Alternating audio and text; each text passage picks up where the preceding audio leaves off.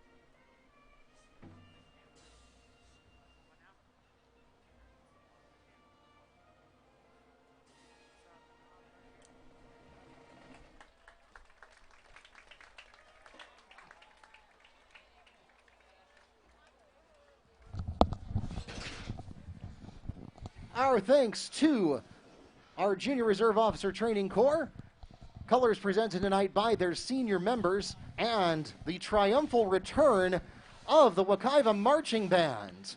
We are delighted to have them in the stands, providing atmosphere to our games once again. And as we get ready to get things started here at Baptiste Orthodontic Stadium, we'll bring you into the press box real quick. Neil Fisher is with me from the Apopka Chief. My name is Mark Barchi, the voice of the Mustangs, and we're getting ready to take you through tonight's game. But first, let's go back to the stadium as please welcome to the field your Wekiva High School Mustangs. We never know exactly when they're going to make that triumphal entry onto the field. We want to make sure we get that for you. But Neil, as I started to say before we had the welcome and national anthem there, these are teams that have struggled with top-shelf opponents, but then last week had a chance to really prove they could do it, and both of these teams were able to do that last week. So we're expecting a really outstanding contest today. Yeah, of course, this is the Tater Bowl, or as you like to, or as some people call it, the Mayor's Cup. Apopka comes in with a 5-2 record. They have lost to Jones and West Orange. West Orange, of course, I don't think you'd really consider them in that top tier, maybe the top of the second tier. That was actually both those games were a heartbreaker for Apopka, 1-point losses. Jones was 22-21. Apopka gave up a 12-point lead in the last 6 minutes. The game against West Orange went into overtime, and that was a 15-14 loss. They've defeated Ocoee, Dr. Phillips, Lake Brantley, and then the last two games, Evans by 29-0 score and Lake Mary 21-9. Of course, Mark, you and I got an opportunity to broadcast that game against Evans last couple of weeks ago. Certainly that was Apopka at its best, a very business systematic performance in which that single wing certainly dominated the game.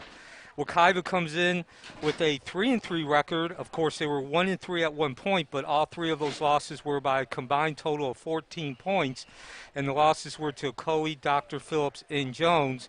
They also suffered a 1-point loss to Jones. That game went into overtime, 42-41. Coach Bettison decided to go for a 2-point conversion after Wekiva had scored in the first overtime. They did not get it. That was the difference.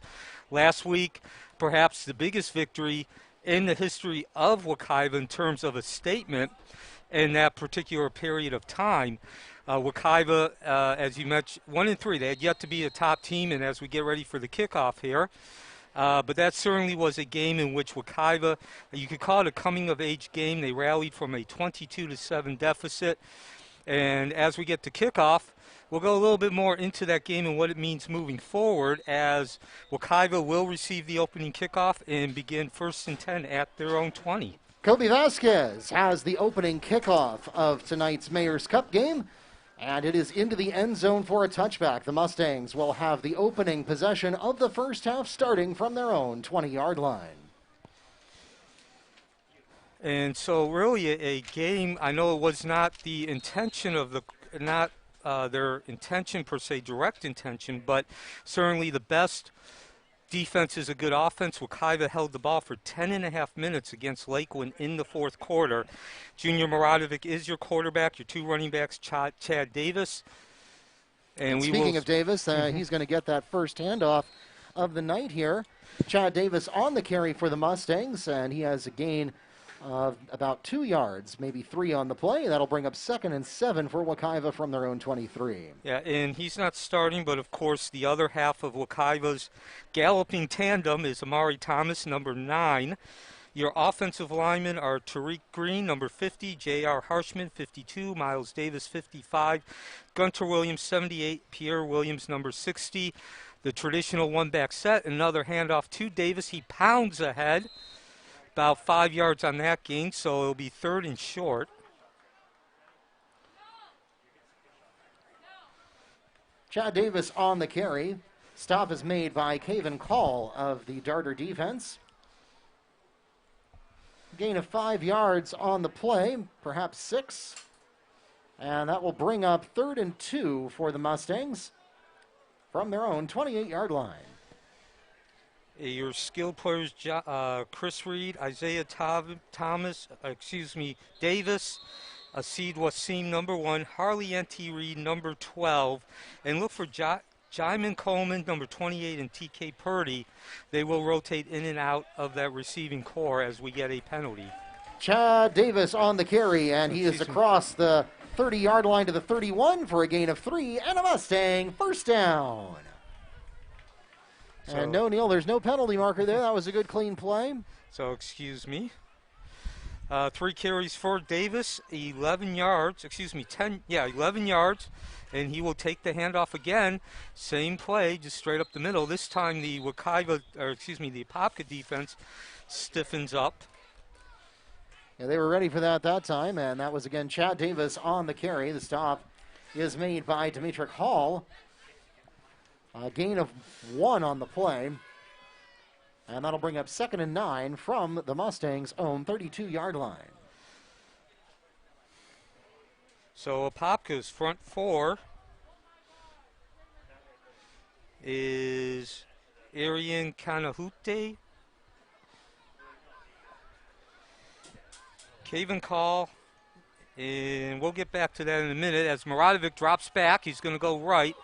He's in trouble, and the pass is incomplete, intended for Coach Bettesum. It's tipped away. No, actually, that pass was intended for Assad Wasim. The pass falls incomplete, and it brings up 3rd and 9 for the Mustangs. Yeah, that was a live to fight another day play. Yeah, wisdom being the better part of valor there. Muradovic did the right thing. He was in big trouble, and he was going to get sacked if he didn't get rid of that. He needed to at least have a plausible pass that wouldn't get called for intentional grounding, and he also needed to put a pass where it couldn't be intercepted, and that's exactly what he did. So Arian Kanahute, Caven Call, and Devin Barnes make up the defensive line for Apopka. Muradovic in trouble, escapes. He's going to throw. And he's got his man. Pass is complete to Jamon Coleman, and it's good for Mustang. First down. Well, talk about making something out of nothing. That's 28 yards. Wekiva 1st and 10 at the Apopka 40. And this is the first time, of course, it's the first possession of the game that either team has maneuvered into the opposing territory. 28 yards on the completion to Coleman, 1st and 10 from the opposing 40-yard line. Here comes Davis. He's got a little bit of room on the outside corner, and he's going to get close to first down yardage. And so the first, play of impact in this game, not just in terms of the tangible yards gained, but certainly the Wekiva bench, you could see the emotion. And they are signaling to move the chains. It's good for a gain of 10 yards and a Mustang first down. Courtesy of Chad Davis on the handoff to the outside corner. Apopka's linebacking core. Travian Barnes.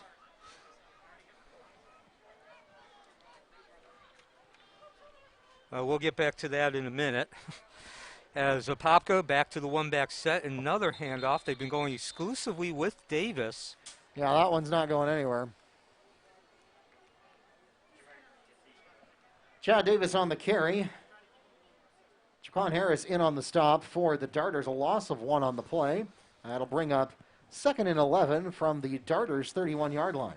So the first tackle for loss of the game there. The Mustangs have skated with that a couple of times now with the Apopka defensive line. This is the first time it has officially been negative, but the Mustangs control the damage. And Travian Barnes is the only true linebacker for Apopka. As Muradovic under trouble. Yep, pocket collapses. He's going to have to run with it. Spins. He cannot pass, but he at least manages to contain the damage. And your secondary for Apopka, Nikkei Martinez, Myler Tiramu,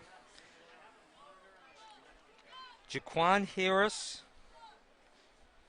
and Jaquan Harris. Now, the reason that you only have one linebacker is because Apopka does like to move its secondary and linebacking crew around a lot each individual.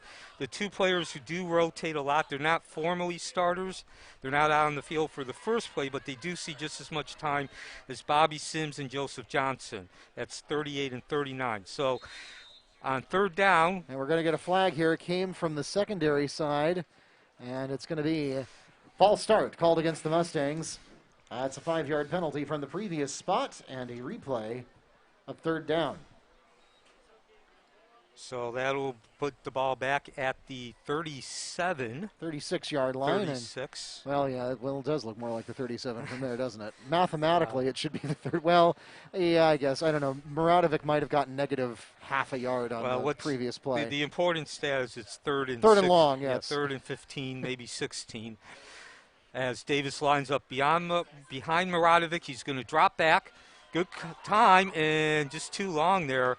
Yeah, he had an open man, and it was a good idea, but Assad Wasim was just not able to get around the secondary defender. That looks like number 24 there. Yeah, that's Myler Tiramu. That's right, on the junior. coverage. And that you could really chalk that incomplete pass up to the defensive line. Muradovic was under heavy pressure. The team's offensive line did not allow him to get sacked, but he just had no open space to operate from. Pass intended for Assad Wasim is incomplete. Coverage by Teramo of the Darter secondary. It brings up 4th and 16 for Wekiva. And it looks like Wekiva's going to line up to punt the ball away. But not yet. Another penalty, or was that a timeout? No, they're going to call that as a false start against the Mustangs. That's a 5-yard penalty from the previous spot. And a replay of 4th down. Now it is 4th and 21. You know what? That's not the worst thing that could have happened there, because it's hard not to kick a touchback from there. And it's too far for a field goal. So that's actually not a horrible penalty. 5 more yards to operate. And yeah, it's still going to go in the end zone. one of those balls that just took a dive almost right off the foot. You wish it would take that kind of bounce when you're a little farther down the field, but nevertheless, Junior Maradovic on the punt kicks the ball into the end zone for a touchback, and so the Darters will take over for their first offensive possession from their own 20-yard line. For those of you here in the stadium, we want to remind you that tonight's game is being broadcast live on YouTube as well as the NFHS network. If you have friends or family who are not able to join us in person tonight and they'd like to join us on their favorite computer, smart TV, or mobile device, just send them to the Wekiva Sports channel on YouTube or to the NFHS network. Just search for Wekiva High School on either of those and it'll come right up. And speaking of that, a little programming note as we get ready to go into the postseason. Regular season games, the rights are owned by the host school. So we can broadcast on any platform we want, and we have selected YouTube and the NFHS network as the ones that help us to reach the most fans. When we get into the postseason, that is not true. The rights are owned by the FHSAA, and we would have to buy them at great cost, just like we were a local commercial TV station, if we wanted to air the game on YouTube. But there is an exception to that, and the FHSAA partners with the NFHS network and allows broadcasts there at no cost to the school, but there is a cost to the viewer. So you do have to be a subscriber to the NFHS network to watch postseason games. Unless somebody wants to sponsor us to cover the $1,500 charge that we would have to pay for the rights to our own game, then let us know, and we'll put it wherever you want us to put it. And Apopka begins first and 10 at their own 20, a simple handoff. Spivey on the carry, Purdy on the tackle. Gain of 1 on the play. It brings up 2nd and 9 from the Darters' own 21-yard line. And for those of you who are not familiar, Apopka is a single wing team. The single wing creates lots of misdirection. We'll talk about that in a minute. But basically, they're a 3-headed monster when it comes to the rushing. Curtis Spivey is more of a fullback. Doesn't see the ball much. Tremar Jackson and Javen Robinson take most of the carries. And as we got a rush there straight ahead, I believe that's about 3 yards. Of course, Joaquin Lohman, number 11, is the quarterback. He is a senior, and he did have an injury about halfway through the season, which did contribute to that loss to Jones, as we talked about at the beginning of the game, 6'1", 175. And he is really actually your 4th running back, where Apopka does not throw the ball often. They are one of those teams, they throw it maybe 6 times a game, and when they do, they are averaging 14.5 yards of completion. So out of the single wing, Lohman rolls right. Incomplete. There's one of the few times they pass. Pass is intended there for the Darters, number 7, Keandre Jones. It falls incomplete, and that will bring up 4th and 8 for Apopka. And so Apopka goes 3 and out, and that's good news for the Mustangs in terms of field position. Yeah, and just like Wekiva's first possession ended, that was incompletion due to heavy pressure by the defensive linemen, some assist with the linebackers. Lohman really was not able to plant his feet. 4:55 left in the first quarter, no score, both teams with the possession. Apopka punting, that's Vasquez. And Wasim and Reed are just going to say, never mind, and let the ball be down by Apopka. Yeah, after taking a generous Apopka bounce there. Kobe Vasquez on the punt. It will not be returned by the Mustangs. It is downed at the 25-yard line of Wekiva territory, and that is where Wekiva will start their second offensive drive of the first quarter. 4 minutes, 45 seconds remaining in the first quarter. And, Neil, have we taken an official timeout yet? I do not believe we have.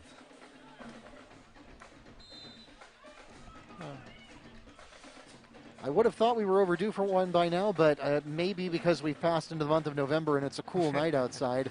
And nobody's asking for one, so. Yeah, I was going to mention that you do know it's November because this game started in complete darkness. Of course, now light is leaving an hour early as Maradovic completes to Reed. Reed breaks a tackle and gains about another 5 yards. Turns what would have been a short game into close to first down territory. Pass complete to Harleante Reed, who makes it out of bounds after picking up a gain of 8, maybe 9 yards on the play. So again, those 5 yards, very important, brings up second and short, which opens up the playbook in terms of options for Wekiva. They'll be taking the snap here at their own 33. Not nearly as close to the end zone as they were.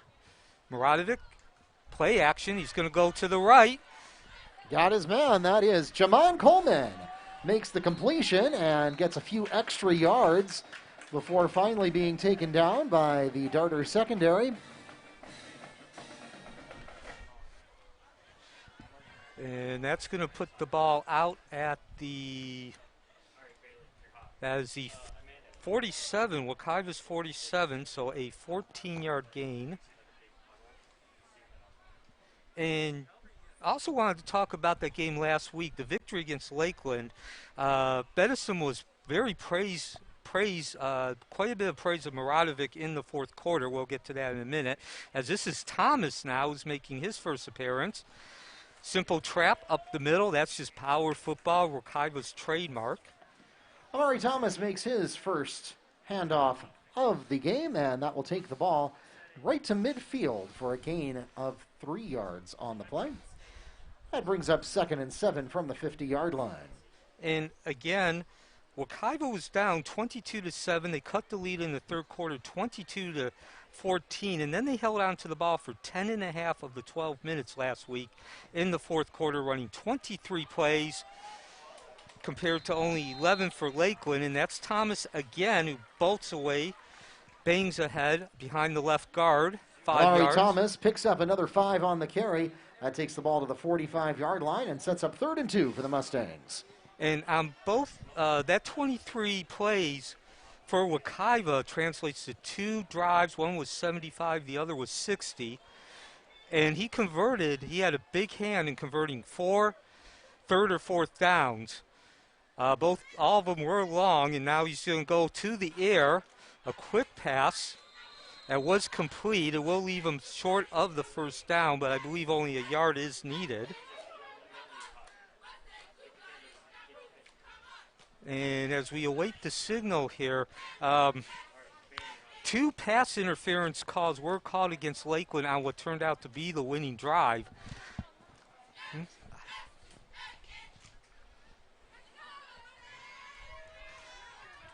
So we do have a timeout. I believe this is the water break, taking it rather late with actually, it looks like they're going to measure. Yeah, they're going to measure that one. So Bedison directly stated after the game that both those pass interference calls were created by Maradovic in his ability to roll out. He put the defensive backs who were in one-on-one coverage in the situation of having to commit the pass interference, or not only would Wekiva have completed a pass, but they would have scored a touchdown. He also ran for 12 yards on a 4th and 8 on the previous drive. And we are short. Wekiva is about half a yard short. Looks like it. The play is ruled just short of first down yardage, so that will officially be a 1-yard gain on the play, and it will be 4th and inches for the Mustangs. At Apopka's 44. So now this is a risky play here. I think Wekiva is going to go for it. Yeah, if I'm Wekiva, though, I would at least try to draw Apopka off sides here to begin with. And they're not. They're just going to hand it straight off to Davis. No hesitation. Already done, though. And more. Chad Davis on the carry for the Mustangs. He's got the first down and room to spare. A powerful run there for Davis as he went behind the guard and tackle on the right side and then weaved out to the hash mark. Caven Call was in on the stop. That takes the ball down to the 32-yard line. And that makes it a gain of 12 on the play. And so with 1:23 left in the first quarter. Actually, make that the 30. So make it a 14-yard gain. As we dip under a minute and 20 seconds in the first quarter, Wekiva is the deepest they have been all game. Reed has the catch. And he has two guys to beat. And it's another first down. Harleante Reed makes the catch for the Mustangs. Tremar Jackson in on the stop, but not before picking up a Mustang. First down. So Neil Fisher along with Mark Barchi at Baptiste Orthodontic Stadium, home of the Wekiva Mustangs. This is the Tater Bowl. A gain of 17 yards on the play. First and 10 for Wekiva from the Darter 13-yard line. So the Mustangs into the red zone with a fresh set of downs. And time ticking away, under a minute to play in the first quarter. Another rushing play there. Wekiva going back to the ground, and that might be the last play of the quarter. Wekiva does not appear to be in any hurry. Of course, if I'm Coach Bedison, I certainly wouldn't be. You have all the momentum, and you're certainly pushing Apopka into a situation of playing on their heels. Amari Thomas on the carry for a gain of 1 yard. It will bring up 2nd and 9 from the 12-yard line. And that is going to be the end of the first quarter. Wekiva is not lining up here. We are under 10 seconds. And so we will go to the second quarter, the 14th annual in terms of regular season Tater Bowl. No score. Wekiva knocking on the door, though, 2nd and 9 from the Apopka 12-yard lines. Mark Barchi along with Neil Fisher at Baptiste Orthodontic Stadium.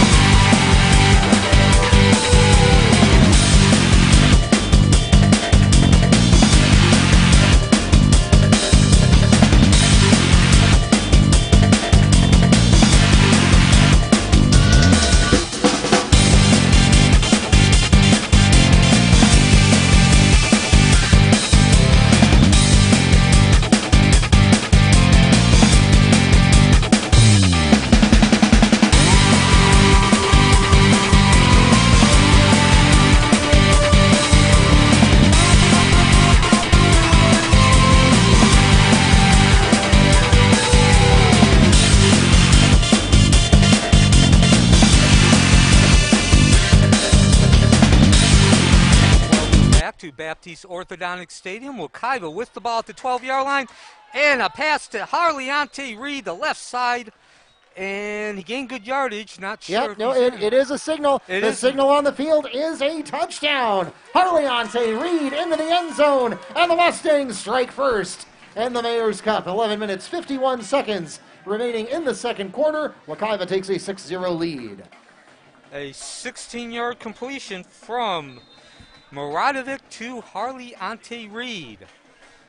And that was a 75-yard drive. 1, 2, 3, 4, 8, 9 plays. Took up almost half of the first quarter. And now Carlisle with the PAT. The kick is up and good. So with 11:51, Wekiva takes the lead in the Tater Bowl, 7-0. Amir Carlisle has the extra point, and it's a 7-0 lead for Wekiva. 11 minutes, 51 seconds remaining in the half. So now we have a couple minutes. You can catch your breath, fasten your seatbelts there. We came back right in the middle of that play. I'm Neil Fisher along with Mark Barchi. We are live from Baptiste Orthodontic Stadium, home of the Wekiva Mustangs. This is the 14th annual Tater Bowl. That is the annual matchup between the two intra-Apopka teams, Apopka High School over on the northwest side, and over here on the west side, the southeast side, the Wekiva Mustangs. The two teams have actually played a total of 16 times.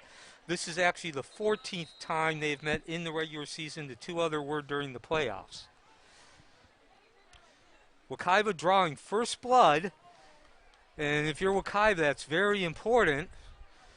Carlisle kicks off. A return from Nikkei Martinez. And not going very far. And so Apopka will take over 1st and 10, 40, at their own 14-yard line. And a very short possession, only 3 plays. Wekiva's defense certainly coming up big.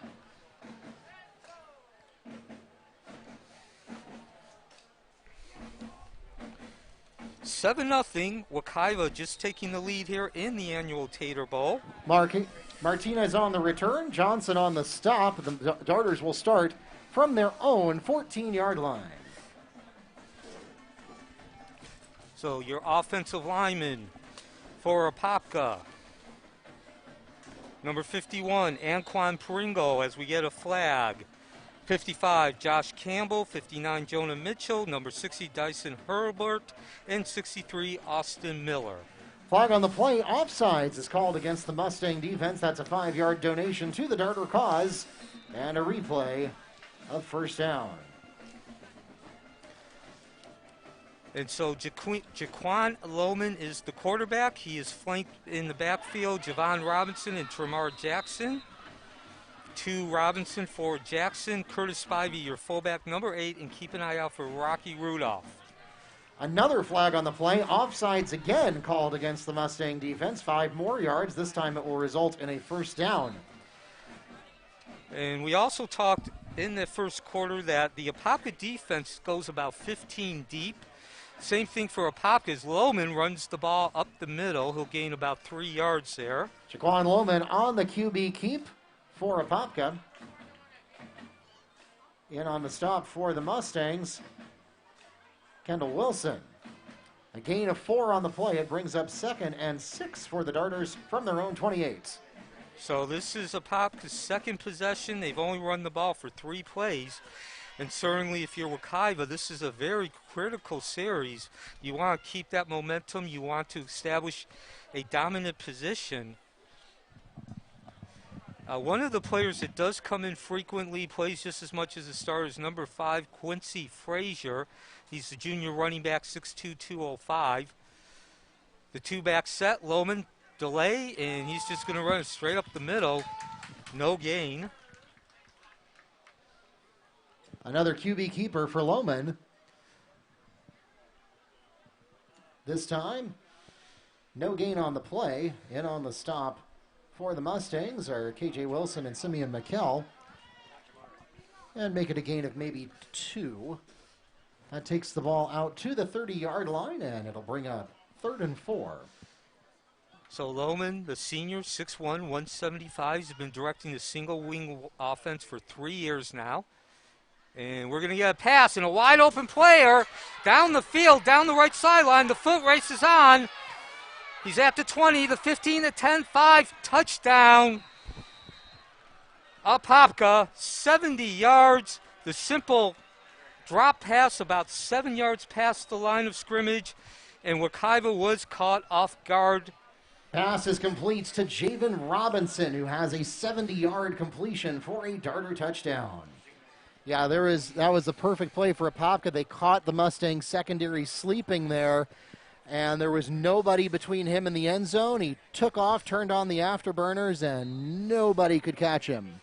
And Vasquez will be in to attempt the PAT. 10:05 left, 7-6 Wekiva as Vasquez attempts the PAT. And just that quickly, you see how explosive and dynamic that Apopka offense can be when you look at it in terms of individual plays. Again, Wekiva beat Lakeland last week coming back from a 22-7 deficit, and those two teams have that explosiveness and that dynamic ability, and the PAT is good, so we are tied at 7-7. PAT counts And that ties the game 7-all with 10 minutes, 5 seconds remaining in the second quarter. And so we are not even 2 minutes into the second quarter, Mark. We've already had 14 points put on the board. We've seen the more methodical method, Wekiva driving 9 yards and 75 yards. And then Apopka, one play, 70 yards, a simple over-the-top pass. Lohman play action. And then passing to his running back, who was not covered. And talking about the explosiveness and dynamic ability here of Apopka, which comes on the heel of playing Lakeland if you're Wekiva, Coach Bedison talked very explicitly about the fact that you cannot get sucked into those play actions. You have to be disciplined if you're on defense. Each player has to cover his area, and he cannot take the fakes as the kickoff. And going to come around to the right. Coleman gets a little bit of room, got a flag on the play. A lot of times when you see that kind of flag, it ends up being a block in the back, but we'll see.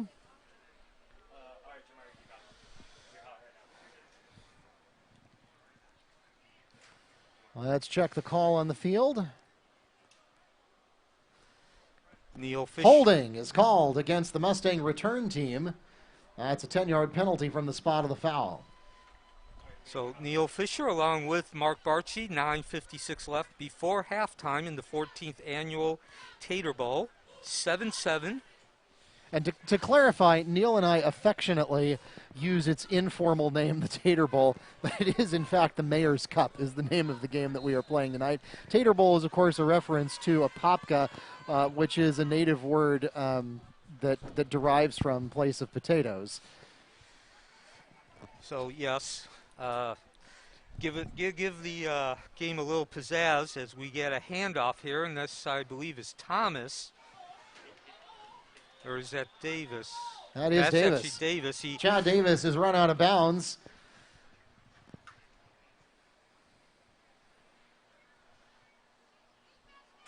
It will be a short gain there. The Apopka defense coming up.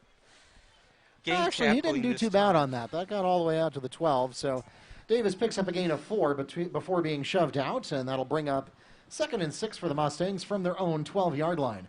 And Neil, we've talked in previous weeks about how penalties have really plagued Wekiva, even in the games where they have played well, and most of the stats look pretty good at the end of the game. We've talked about penalties being problematic. Wekiva has done a better job of cutting back on the dead ball penalties, as Apopka is going to pick up one here. Yeah, Offsides called against the Blue Darter defense. That is a 5-yard donation to the Mustang cause. And a replay of 2nd down. I believe both teams have now committed 3 penalties. Well, let's see. I can tell you that. But I will tell you this, penalties, there were 2 false start penalties on that last possession for Wekiva.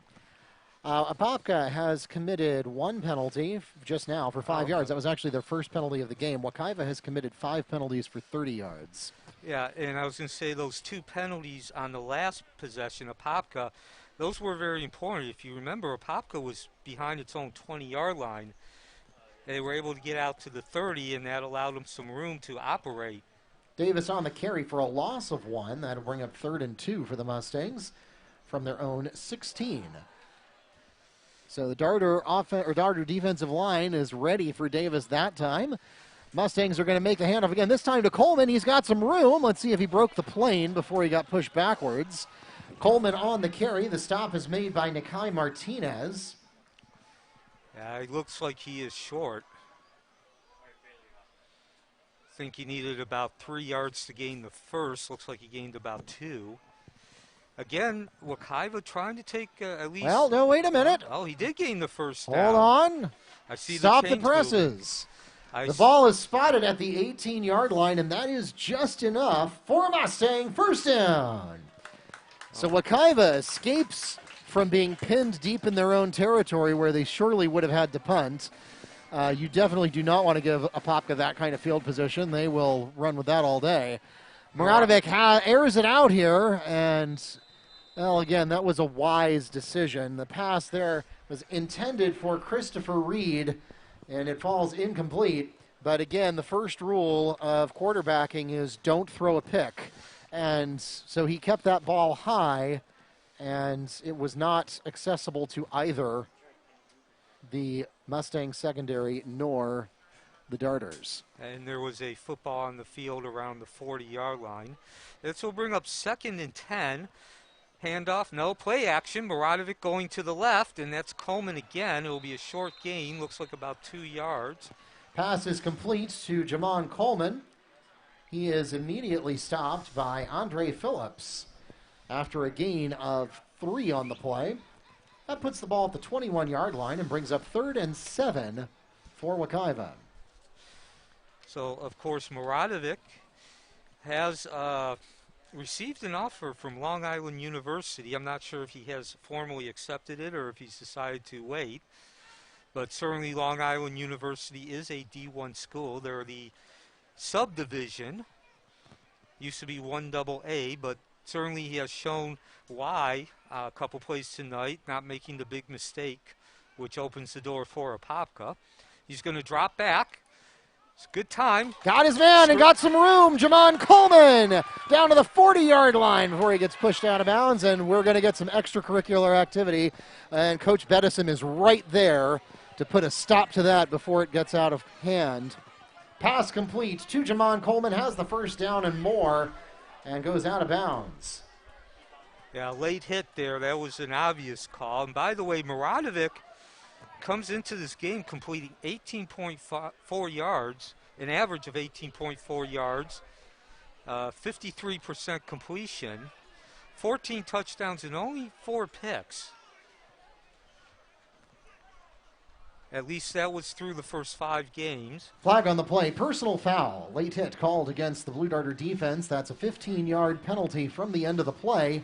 And a Mustang, first down. Ball will be on the Apopka side of the field. And that first drive in which Wekiva scored was 9 plays, 75 yards. Most of those yardage came on 3- and 4-yard gains. Now they're showing some explosiveness here, showing Apopka they can create some plays of big impact in terms of the yardage gain as we get a timeout. This will be the water break. And ladies and gentlemen, we have reached the midpoint of the second quarter, and so we'll pause for an official timeout.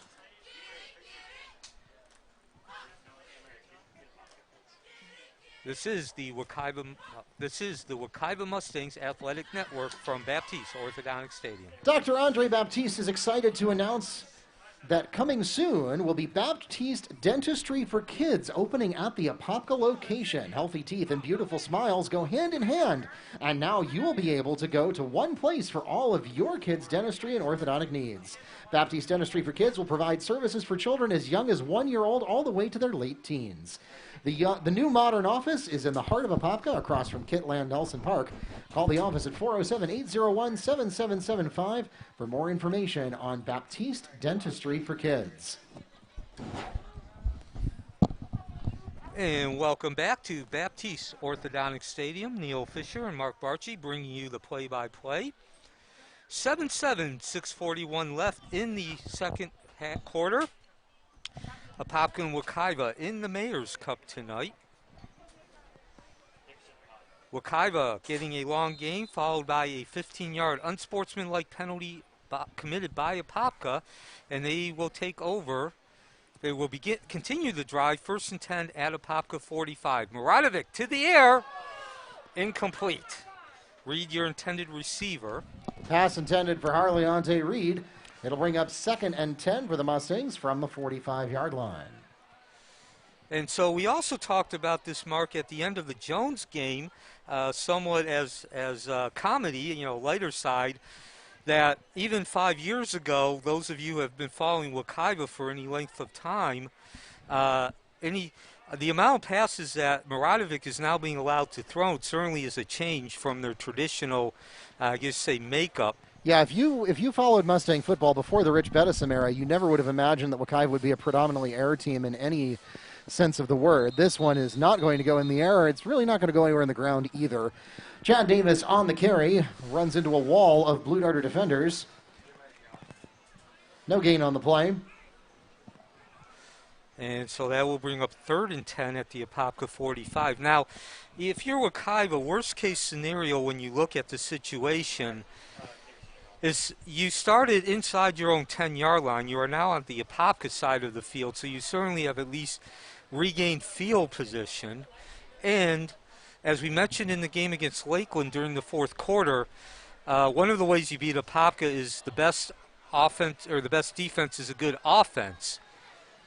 Maradovic swings the ball out to Reed. He's going up the right sideline. And it's Harleonte Reed with a Mustang. First down. Pushed out of bounds there by Josiah Robinson, but not before doing some damage. Now that is going to be about 20 yards downfield. They're all the way. Ball is spotted at the 28-yard line of Darter territory. That's a gain of 17 on the completion. 1st and 10 Mustangs. 5:10 left as Wekiva lines up again. They will be at the Apopka 28-yard line. Handoff. Davis gets tangled up, and Davis is dropped in the backfield by Arian Kanawate. So again, before that play was snapped, talking about the best defense is a good offense. Apopka's only run 4 plays in this first half. And we saw that last week against Lakeland. They did not touch the ball until a minute and a half was left in that game, and they had fallen behind 28-22. Yeah, as you like to say, Neil, you can't score if you don't have the ball, and Wekiva has done a good job of maintaining the pace and the control of this game. A slow and methodical, and here we're going to get early movement. Looks like that's going to go against Apopka, and it is. Offsides called against the Apopka defense. That's 5-yard penalty from the previous spot, and a replay, a 2nd down. And that's one of those subtle kick to the guts there if you're Apopka, because they tackled Davis on the previous play about 5 yards behind the line of scrimmage. Yeah, and all of that 3-yard loss has been negated, and in fact now turned into effectively a 2-yard gain. So the work they did goes for naught. Maradovic rolls to his right, and he's going to find a receiver. That's Did he land in bounds? Yes, he did. Pass complete to Harleonte Reed. Again, making something out of nothing there. That was a play that was starting to unravel. And that is also important yardage because now it brings up, I believe, 3rd and 3 instead of 3rd and 8-9 yards. Ball is spotted at the 22-yard line. 3rd down coming up for the Mustangs. A long 3 or a short 4, your choice. And what always makes the advantage whenever you're going 3rd and 3 or less is that it opens up the playbook. You have a number of options. So Apopka can't just pin its ear back in anticipation of a pass, one back set. And yes, Cody, to answer your question. And Maradovic nowhere to go. Oh, that pocket just collapsed immediately. Maradovic is sacked.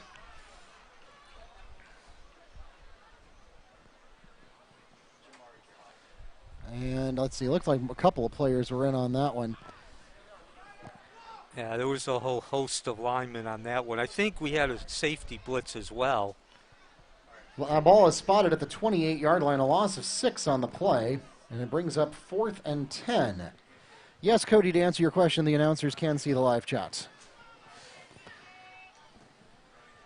So Wekiva's going to go for it. We've talked about this many times this season. You're in the too long to kick a field goal territory and too short to punt.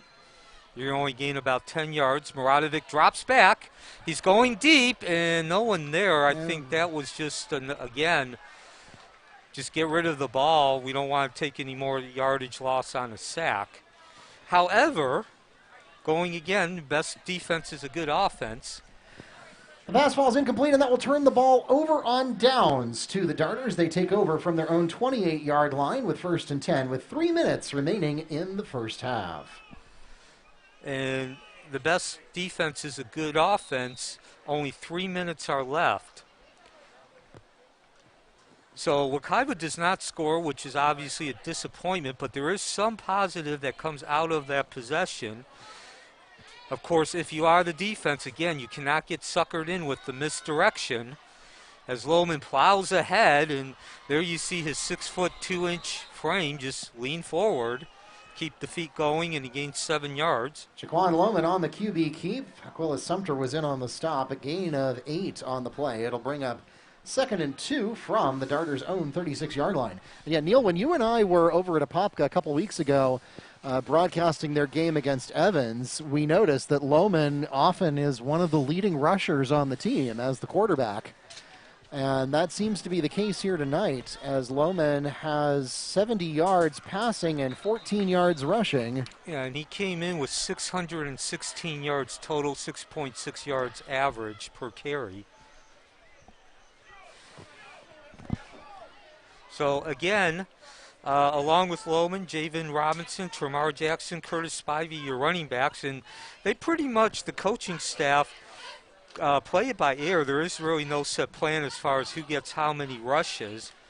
Lohman is the one who's emerging tonight. He's got a lot of yardage up the middle as Apopka sets up again, 2 backs. And we got penalties galore here, an obvious offsides, not sure who it's on. But there was movement on both sides of the line of scrimmage. Flag on the play. So Apopka runs the single wing. Prior to the snap, false start called against the Darter offense. That's a 5-yard penalty from the previous spot and a replay of 3rd down. So that's very welcome if you're the Mustangs, because Apopka was starting to build a little momentum there, and then the tackle for loss and the false start penalty back-to-back have really fizzled out the momentum that the Darters were starting to build there. And about 10 seconds have come off the clock, and now the clock is running again, so there'll be some more time. Now, of course, if you're Wekiva, again, you cannot get suckered in. You have to remain disciplined in the area you're covering against that misdirection. There you see some more of it as Lohman faked right and went to the left between the tackles. Lohman on the QB keep. That will regain some yardage for the Darters, and the Mustangs will take their first timeout of the first half. That puts the ball at the 34-yard line for a gain of 4 yards. And it will be 4th and 4 when we return from the timeout. We'll be right back.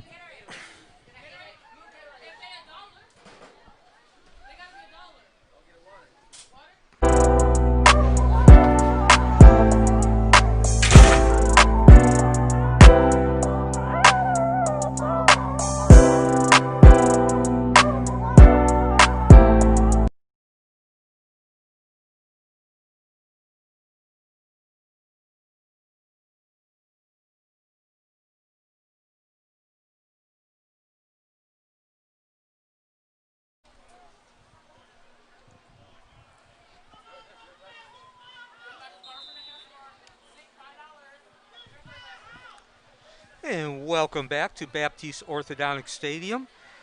Neil Fisher and Mark Barchi giving you the call in the 14th Annual Mayor's Bowl. Apopka Wekiva. Apopka facing 4th down. They're going to punt. A block. Ball is loose. Scramble. Still a scramble. Wekiva recovers in a touchdown. Did he get into the end zone? Yes, he did. The Mustangs clear the plane of the goal before the ball comes out. And it is a Mustang touchdown on a blocked punt. That is number 20 for the Mustangs, Cedric Blair, picking up the blocked punt, and the Mustangs take the lead with 57.4 seconds. Well, that was a wild play for the highlight reel, if there ever was one. Yeah, looked like we were going to go into halftime tied at 7. Maybe Wekiva could get into field goal range, and just like that, Wekiva not only takes the lead, but you can certainly feel the momentum shifting, taking a page out of the Apopka playbook, the play with impact. And that's also huge because it's within 2 minutes of the break. So on for the PAT to make this a 14-7 game. Amir Carlisle, this ball is down, kick is up and good. Carlisle's PAT is good, and the Mustangs take a 14-7 lead with 57.4 seconds remaining in the first half. And so Wekiva, the defense comes up big, putting the special teams in a position to really create a big play. So Apopka's had possession of the ball 3 times tonight. They have gone 3 and out on 2 of them.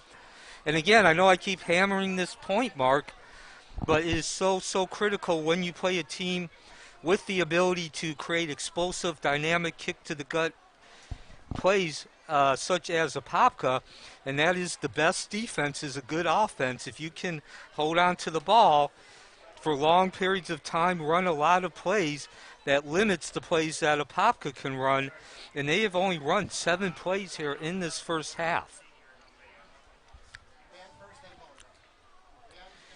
So Neil Fisher, Mark Barchi, a 14-7 lead being enjoyed by Wekiva on the block punt in return for a touchdown. 57.4 seconds left at Baptiste Orthodontic Stadium. Apopka on the return up to the 30. And, excuse me, that was the 20. He will get up to the 30. Return made by Nakai Martinez. And takes the ball from right around the 10-yard line up to the 25, perhaps the 24. And that is where the Darters will take over. So actually the 24. Excuse me, I misread that. That's the 29-yard line. Okay, the 29-yard line. And yes, so that is, so of course, Neil, we've been talking about time of possession the whole time. Scoring on a blocked punt doesn't exactly do anything for your time of possession stats, but it's worth the trade-off. Now, and I do think when you hold on to that ball for as long as Wekiva has, again, Apopka has only run 7 plays from the line of scrimmage, it does create some pressure on the special teams. Well, and of course, anybody who watched the Lakeland game last week knows what a wild night that was on special teams. And it looks like it's going to be 2 in a row as Lohman completes the pass to number 5, Quincy Frazier. Yeah, although at least this time the special teams, the wildness is in Wekiva's favor. Last week I'd say Lakeland got it. They returned the opening kickoff of the second half, 78 yards for a touchdown. This time it's Wekiva scoring the touchdown on special teams. Gain of 8 on the play. It brings up 2nd and 2 for the Darters from their own 37-yard line. And, of course, I'm not sure if they called the timeout or if they got out of bounds, but either way they were able to stop the clock at 45.5, which reduces the urgency a little bit to get the snap. Lohman in trouble, and he goes down, but there's a flag. Yeah, that's too bad there for Wekiva. That's going to stop the clock with 39.4. If you're Wekiva, you want that clock to end, and you want to go into the halftime with the fresh memory of that block punt in return for a touchdown. Simeon McKell has a sack pending the outcome of the penalty marker on the play.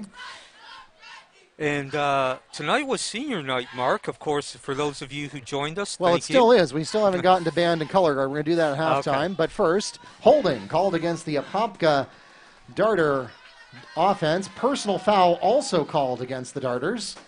So the disadvantage if you're Wekiva is the clock does stop, but certainly more positive than negative when you consider a 15-yard loss here on a 25-yard loss total, a 15-yard penalty, and then a 10-yard penalty for holding.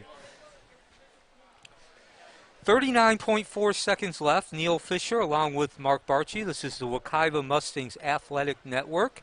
The score is 14-7 in favor of Wekiva. If you just joined us, about 30 seconds ago on the game clock, that was, I believe, 3 plays ago, Wekiva came up with a block punt, and it was returned for a touchdown.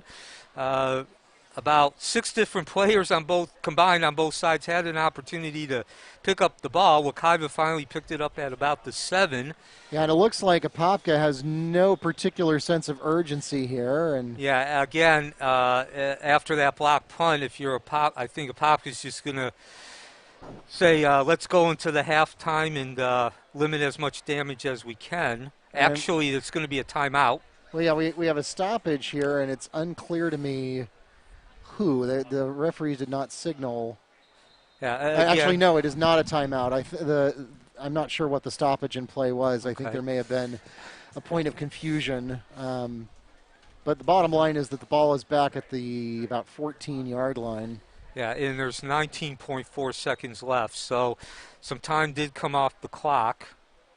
Again, if you're Wekiva, you just don't want to give up that big play here.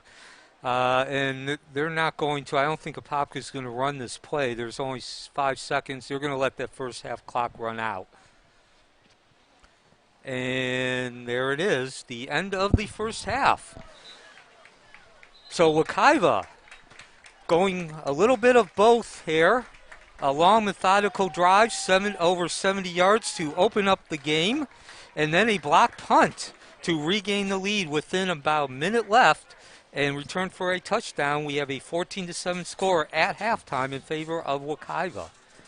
That takes us to the intermission here at the 14th Annual Mayor's Cup. The Mustangs will go into the locker room or into their halftime huddle with a 7-point advantage. 14-7 is your score at intermission. Give us just a couple of minutes to reset here, ladies and gentlemen, and then we've got senior night coming back. We took care of football, cheerleading, athletic training, JROTC, and the managers before the game. We're going to take care of band and color guard here in just a moment. We'll be right back.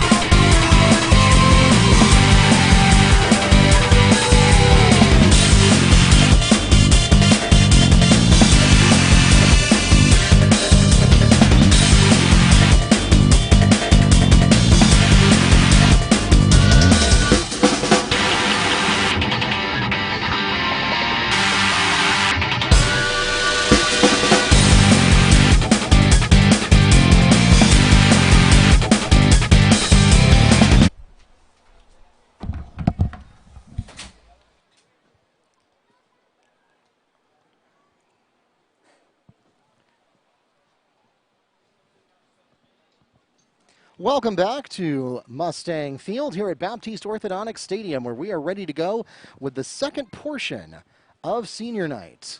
And it looks like they are ready, so we are going to go down to the field. Ladies and gentlemen, once again, we ask that you turn your attention to the field as we continue to honor our senior members of the class of 2021. Joining us on the field once again are Dr. Drayton and Coach Biaggi, along with Wekiva High School Band Director Joshua Grossniklaus and Color Guard Director Michael McKee.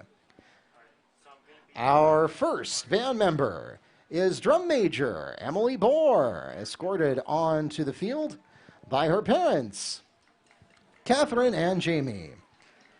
Emily has been in the Wekiva Band all 4 years of her Mustang career, playing the clarinet when not conducting.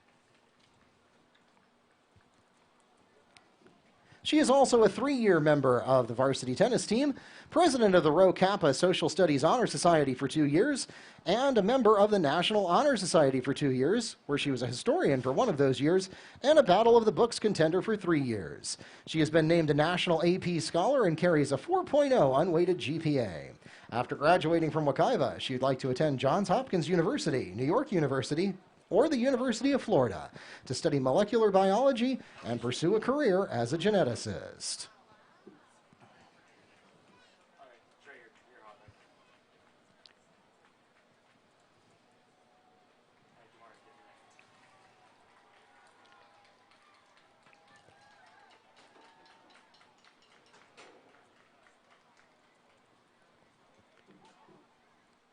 Our next Mustang senior in the band is drummer Joshua Bryant, escorted onto the field by his father Terrence and brother Ibria.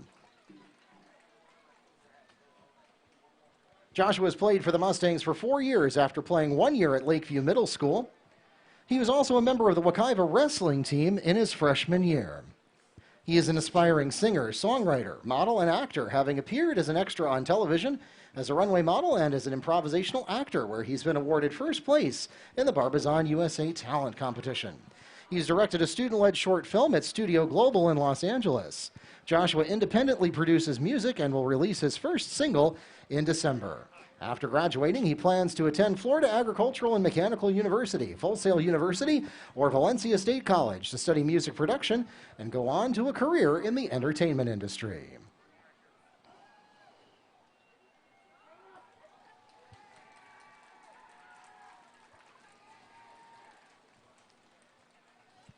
Our next Mustang Band senior is Dominic Chandler.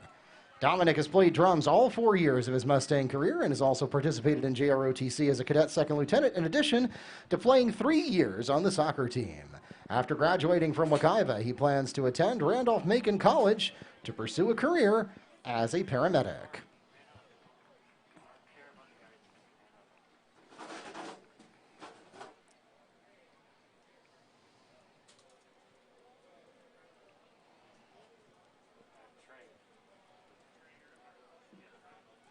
Our next Mustang Band senior is Carlos Manuel Cruz Damian, escorted onto the field by his godfather. Carlos has played trumpet at Wekiva for 4 years after spending 3 in the Lockhart Middle School Band. After graduating from Wekiva, he plans to attend Valencia State College to become a real estate agent with a business and accounting degree.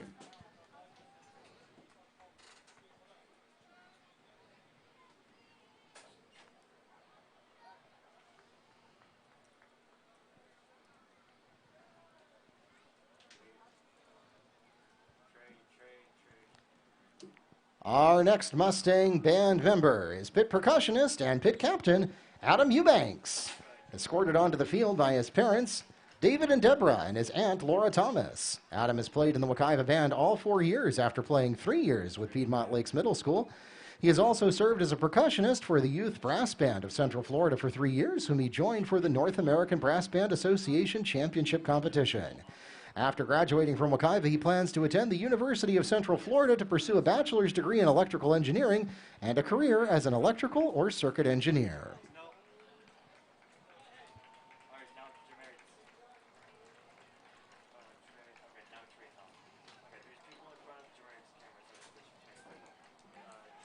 Our next Mustang Band senior is Ethan France, escorted onto the field by his father, Evans, and mothers, Nadij. He has played clarinet for the band all 4 years and currently serves as band captain. After graduating from Wekiva, Ethan plans to attend the University of Central Florida, University of South Florida, or Valencia State College to major in information technology and pursue a career as an IT technician.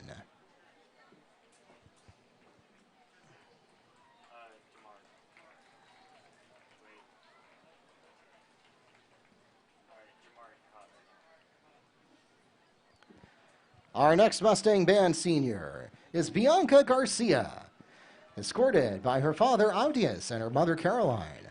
Bianca has played the flute for Wekiva all 4 years, and after graduating, she plans to attend the Savannah College of Art and Design, University of Central Florida, or Stetson University to major in illustration and minor in education, then go on to a career as an art teacher.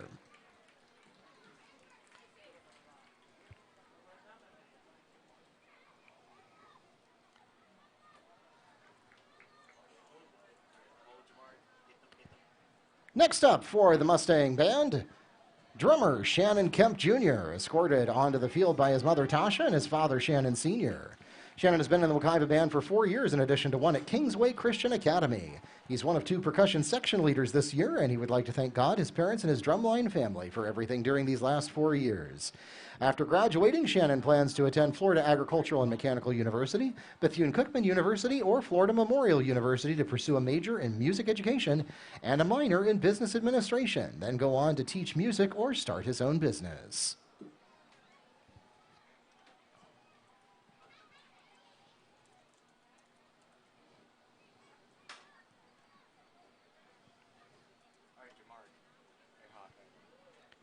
Our next Mustang Band senior is Lieutenant Samantha Medina, escorted onto the field by her parents, Michael and Sophia.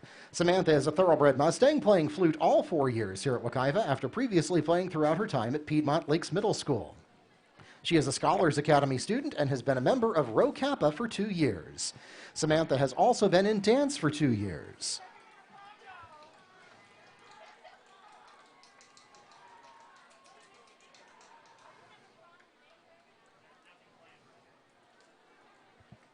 Next up, for the Mustang Marching Band, Colton Moran, escorted by his mother, Mary Jo, his father, Danny, his brother, Devin, and Maddie. Colton has played saxophone all 4 years of his Mustang career and plans to continue his education at Orange County Technical College to pursue advanced training and a career in server maintenance.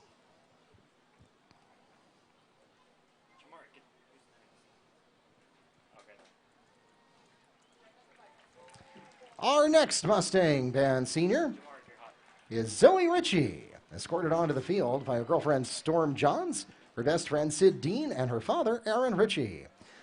Zoe has played saxophone in the Wekiva Band all 4 years of her Mustang career and is also a 4-year lacrosse attacker and midfielder, as well as a 4-year member of the yearbook staff. After graduating from Wekiva, Zoe plans to attend Stetson University or the University of Georgia to study journalism and become a sports journalist.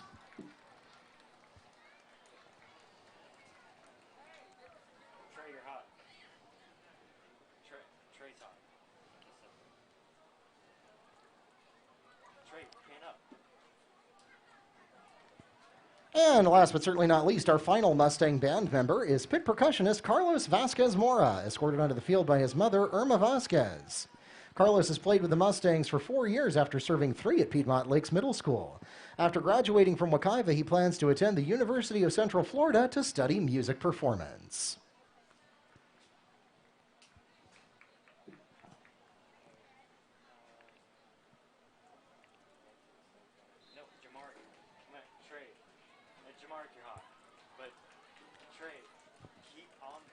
And finally, we turn our attention to the color guard, who adds dramatic flair to our marching shows in addition to dazzling in their own competitions throughout the year.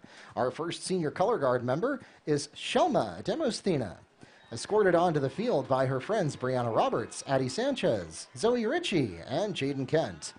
Shelma has been part of the Wekiva Guard for 3 years and has been a captain for the past 2 years. She has also played on the lacrosse team as a defender for 1 year.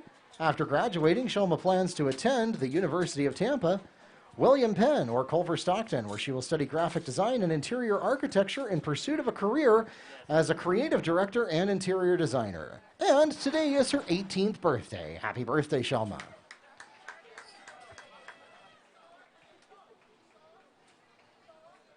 All right, Trey, you're hot. Stay still.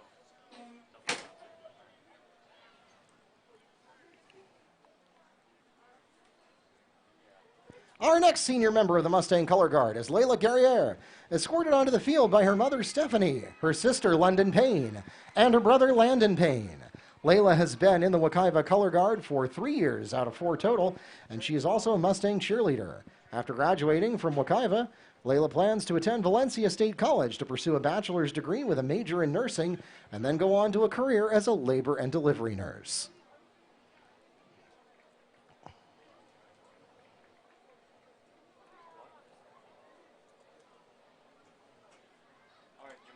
And our final senior color guard member is Bianca Matthews, escorted onto the field by her boyfriend Gabriel Diaz and her sister Brianna Matthews. Bianca has been part of Wekiva's color guard program for 2 years. This year she is serving as co-captain of the guard. She's also played in orchestra for 9 years and has held an executive board member position here in Wekiva's orchestra for 2 years.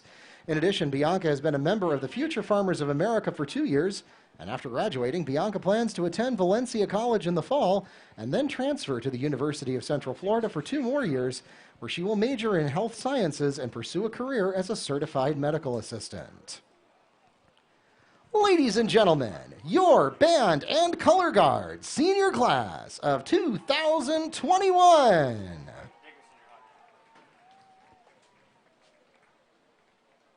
Once again, we want to congratulate all of our seniors and thank them for their contributions to the legacy of our Mustang athletic programs, as well as our performing arts programs and our athletic training,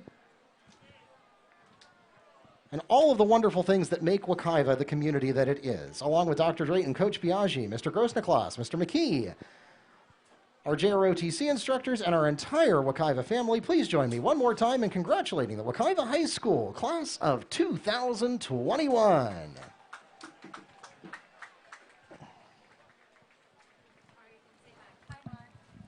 Oh, hi.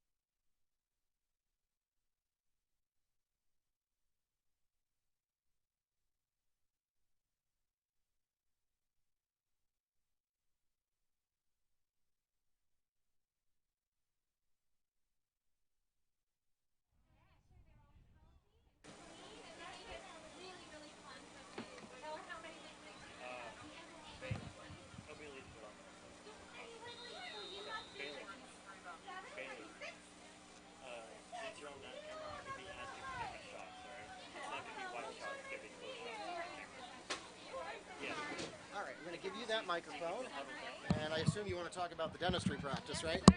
Okay, hold on.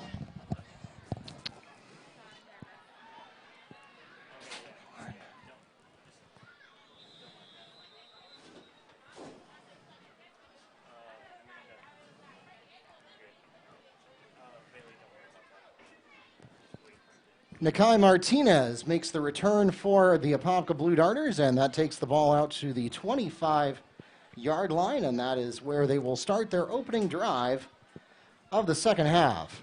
And at this time, it is my honor to welcome to the broadcast Dr. Alma from Baptiste Orthodontics, the namesake of Baptiste Orthodontics Stadium here at Wekiva. And here to, I think, make kind of a major announcement about what's coming up for the Baptiste Orthodontics practice and the furthering the community partnership that we have. Oh, hold on, we're going to turn you on here. There we go. Absolutely. So my name is Dr. Alma Correa, and I'm a board-certified pediatric dentist, and I'm so excited to be here and offering pediatric dental services with Baptiste Dentistry for Kids. We find it's going to be a really good thing for our families because not only will they be able to receive their orthodontic care, but a comprehensive pediatric dental care as well. So it's one location where both services are going to be offered, so it's convenient in that families can get both in one spot. So I'm really excited to be offering that to the Apopka community. Yeah, and we're excited for that, too. I know I was an orthodontic patient when I was a kid. I think I'm probably, well, my orthodontist is long retired by now, but I'm pretty sure I was on his wall for a Hall of Fame as having, like, one of the worst overbites in the history of time. And oh, no, I had one, too, so it probably wasn't worse than mine. Yeah, and I'll tell you what, I certainly can understand because I know there are a lot of referrals going back and forth and back and forth. Absolutely. Between my primary dentist and my orthodontist, and what a great idea, combining both services into the same location, same practice, makes it completely seamless, going back and forth, and so we're really excited about that. Dr. Baptiste has been a great partner, not just with the sponsorship. Of course, there's a financial component to that, which is tremendously beneficial for our athletic programs, but I see Dr. Baptiste every time I come here for teach-in, which obviously we haven't got to do this year because of the pandemic. But I know that he's on campus all the time when he's able to be, and not just at Wekiva, but all around Orange County Public Schools. That's and right. It's a partnership that we really value, and we're excited. I was there on opening day when the Apopka office opened. It was a beautiful facility, and a really exciting thing. Now 3 offices in total. That's right. So we're excited to continue that partnership. We hope it's a partnership that's going to go on for a long time. Absolutely, for sure. And thank you for joining us. Tell us a little bit more about it. Of course. So we start seeing children as young as 1 year old, and we go all the way up until 18. So you're absolutely right, because pedo and ortho really go hand in hand as a real team effort, in that, you know, I'll be there to check to make sure kids don't have cavities and that their teeth are healthy, and Dr. Baptiste will be helping to straighten them. So pedo and ortho have just always gone really well hand in hand, and we try to make it a really fun environment for our kids. I've heard stories of adults being afraid of going to the dentist because they've had a negative experience, but we really pride ourselves in trying to create the best environment that is fun, kid-friendly, and really our patients just leave feeling excited and you know, happy that they got to see the dentist. Yeah, and what an odd thing it is to hear that. I mean, I know when you think of, well, I mean, anybody who's seen Little Shop of Horrors knows that, like, the dentist is like the thing that strikes fear into the hearts of everyone, child and adult alike. And if you're able to create that atmosphere where it doesn't feel like such a harrowing experience, and it's something that maybe you even look forward to, then that's a tremendous achievement. Yeah, and we really, since we're seeing kids starting at 1 year of age, you know, our goal and hope is that we become a part of their family. We really get to watch children grow from little babies all the way up until 18, graduating from high school. And so one of the things really important to me is that we create a family environment for our kids and their families as well. So I have two little ones myself, a 4-year-old and a 1-year-old. So having that mom experience really plays a role in how I've started to practice over the years. It adds that perspective of, okay, I'm a mom. I know what other moms are going through, and really I hope to have every child that enters into the office be almost like my own child, and the services that I would provide for them are exactly what I would do for my own little girls, and so that's something that's really important to me. Yeah, absolutely. I know from my own experience that I remember through childhood that having that relationship with the same medical provider, whether you're talking about general practice or whether you're talking about a specialty like dentistry or orthodontics, having that consistent experience, that relationship with your care providers and with the office staff makes a huge difference with your comfort and your confidence, and the continuity that, you know exactly what's going on with your patients and what their needs are. So I think that's a great service. So true. And a big part of what we do too is patient education, and it all really begins with prevention, and so that's so important. Exactly what you said is really teaching how to take good care of their teeth, how to brush them properly, nutrition, all of that goes hand in hand, and when we start young, it really helps to set the foundation of having a healthy smile. So the Baptiste Orthodontics facility that has just opened their most recent location in Apopka will begin offering dentistry for kids, and that's starting. When is that starting? Is that December 2nd is our go day for our kids. December 2nd that goes live, and it is right in the heart of Apopka, across from Kitland Nelson Park. Office number is 407-801-7775 or BaptisteOrthodontics.com, where you can get a free virtual consultation and learn all about what they have in store for you there. So thank you, Dr. Allman. Really appreciate you joining us tonight. I'm so happy to be here. And we really love the partnership we have with Dr. Baptiste. Yes, sir. Thank you so much. Congratulations to all the seniors graduating. All right. Thanks for joining us. Thank you.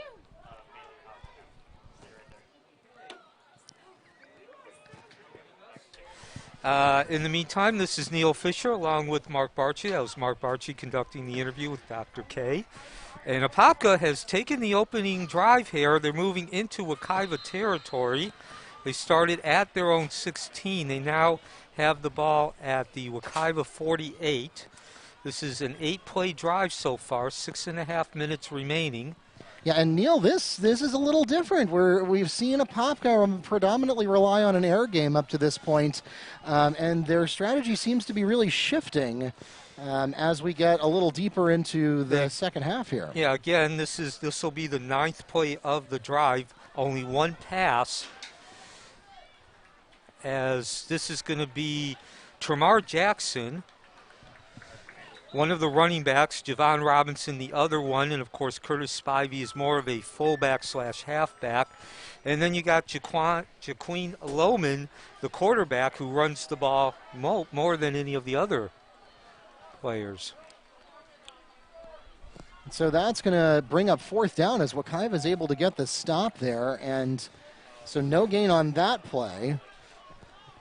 And so after what looked like a promising start, Apopka's got a decision to make here. They've got 4th and 2. They could go for it.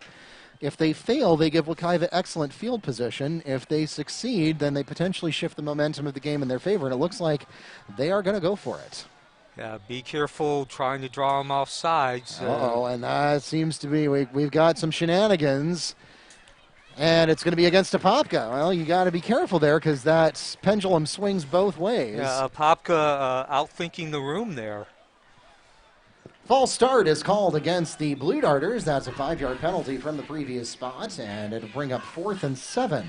And now all of a sudden what was a gutsy but very plausible decision becomes a wild decision if they were to try to go for it on 4th and 7. Yeah, you go from 4th and 2 to 4th and 7. We're going to get a stoppage. I believe this is for the water break. In any case, 5:15 left. Wekiva holding a 14-7 lead in this third quarter, and the decisive touchdown so far was with about a minute left in the first half. Apopka attempted a punt. The punt was blocked at about the 15-yard line, and as the great Chris Berman would like to say, Wekiva stumbled, bumbled, and eventually recovered the ball in the end zone for that 14-7 lead.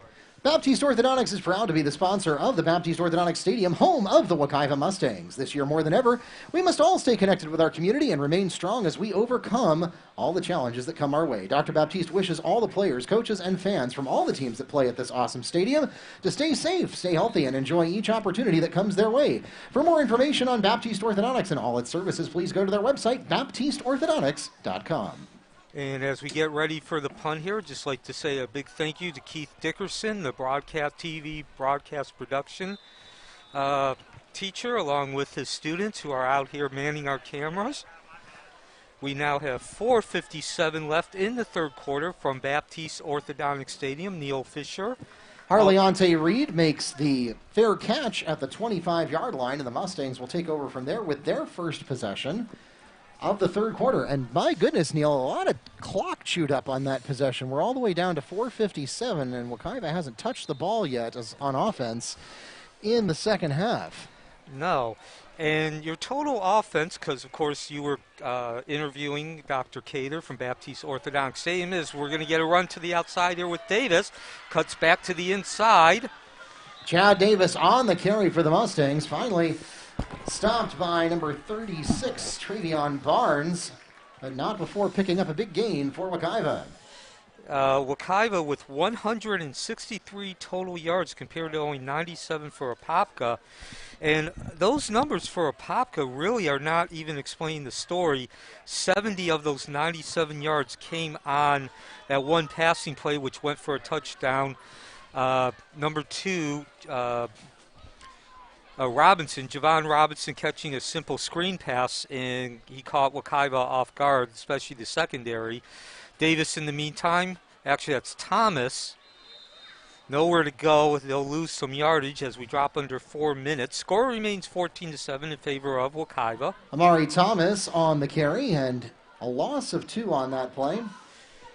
And the most important stat, at least to me, Mark, and again, I know this is a dead horse, I'm beating it, but it goes back to the best defense is a good Careful offense. with dead horses there, Neil. We're the Mustangs. Yes. My apologies. But still, the point is this is played so much a part of the game. You control Apopka's explosiveness, their dynamic, their ability to create kick-to-the-gut plays by keeping the ball on the offense with the offense. Wekiva ran 32 plays compared to 10 in that first half. The Mustangs will request their first timeout of the second half. And so we'll take a quick break with them. Again, 14-7, Wekiva leads with 3 minutes, 28 seconds. Timeout, Mustangs. Amanda, get the Apopka.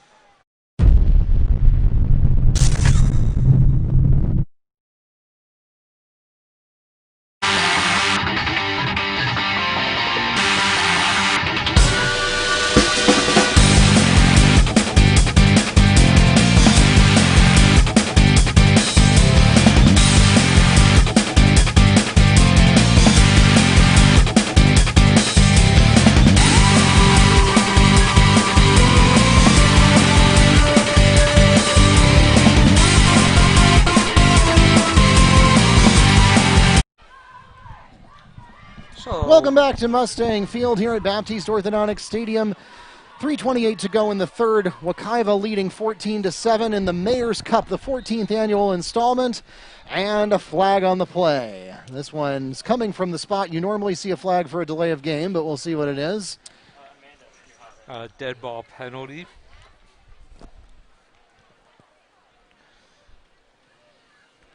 Prior to the snap, illegal substitution is called against Wekiva. Well, that's another one. I'm going to say I thought that was a little quick for delay of game. Doesn't really matter, though. It's a 5-yard penalty either way, and it's going to be 2nd and 17 now. That's just what Wekiva didn't need there. Yeah, Wekiva's done an excellent job, as we mentioned, of handling Apopka's explosiveness and dynamic.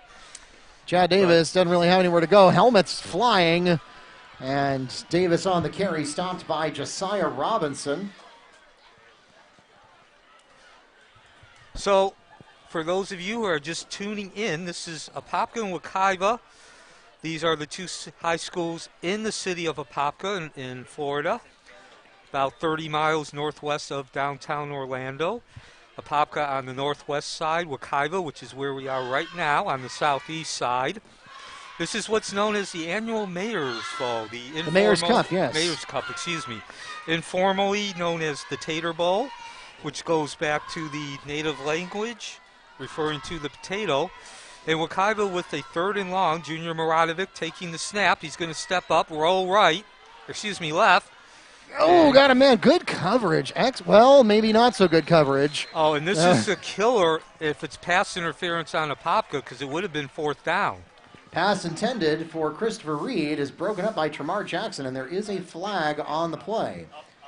Yeah, and even if Reed had caught that ball, he was still a good 8 yards short of the 1st down. So yeah, but a pass interference call would be a different matter. I think, let's see, it was 3rd and 16. So even with a pass interference penalty, I think it may still leave Wekiva short of 1st down yardage. This is not the NFL. In the NFL, pass interference is assessed at the spot of the foul with an automatic 1st down. In high school, it is a 15-yard penalty from the previous spot, and it is not an automatic 1st down. That is true. Oh, it's going to go against Wekiva. That's an ineligible receiver called against the Mustangs. Okay. So forget the pass interference. That's a moot point. We'll go back to calling Tremar Jackson's play excellent there, although it wouldn't have mattered. And Wekiva will be forced to punt the ball. So the ineligible receiver penalty is 5 yards from the previous spot. It'll bring up 4th and 21, since that is also a loss of down. So 2:30 left in the 3rd quarter, 14-7 lead being held by Wekiva. With about a minute left in the 1st half, Wekiva blocked the punt, returned it for a touchdown after about 6 players touched the ball. And we have yet to see any significant movement. Apopka did begin this 3rd quarter, moving the ball about 30 yards. Then their drive stalled out, a return, and it's not going to go anywhere before a penalty. Well, no, it's just a stoppage. And now there's the penalty marker. Yeah, okay. Yeah, that was Nikkei Martinez on the return for Apopka. Nikkei Martinez starts to return the ball, and it's tentatively spotted at the 39-yard line.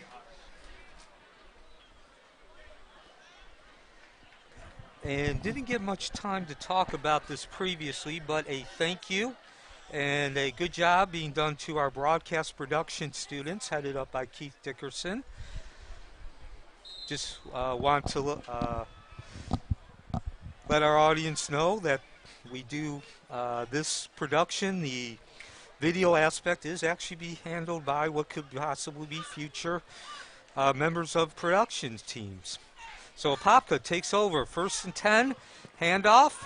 Looked like number 2, that's Robinson, was going to go down. He did manage to stay up, come to the outside, but Jamin there Robinson is a penalty. on the carry and multiple flags on the play. Tentatively, he's near the 1st down marker.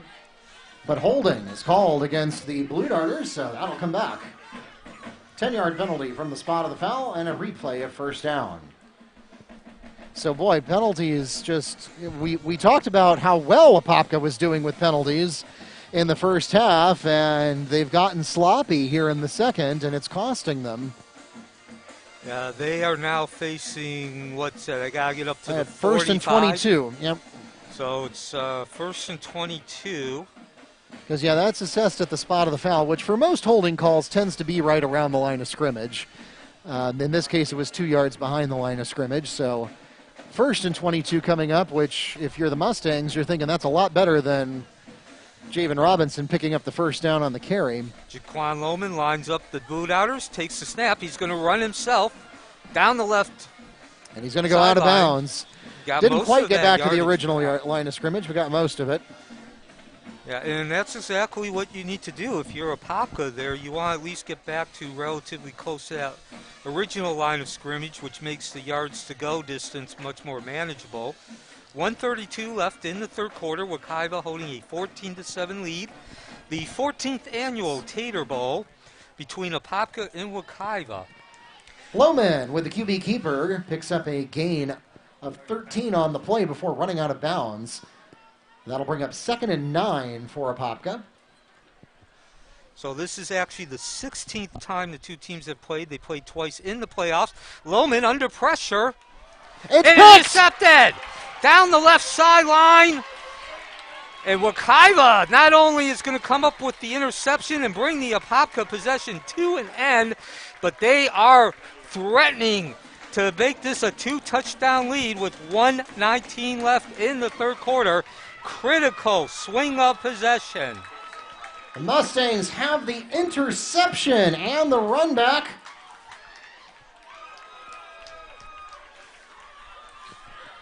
I believe that might have been Foster who got it.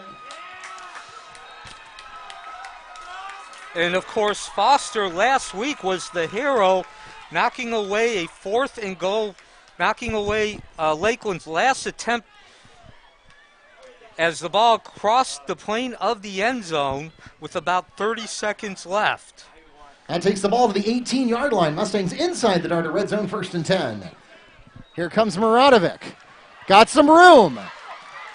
Room to run, and he's finally going to hunker down inside the 10. I believe he went down at the 8 mark, and there's 1:11 left. That is going to be 8 is critical because that was the line to gain. Yeah, and that is a first down. I see the markers have been dropped by the...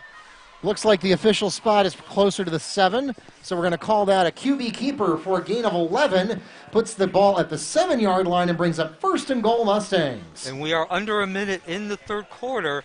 And we talked in the first half that Muradovic made a couple of those plays last week to rally Wekiva to victory against the mighty Lakeland Dreadnoughts. So now Davis in the backfield. Muradovic lines the team up, motion, handoff to Davis. He's going left, and he can't escape number 18. That's 38. 38. That's Joseph Johnson takes down Chad Davis, getting under him and actually tripping his shoelaces there. Sims is 38. So that should do it for the third quarter. And yes, you're right, Neil. That was Sims on the tackle, and that will bring up no gain on the play. Actually, a loss of 1.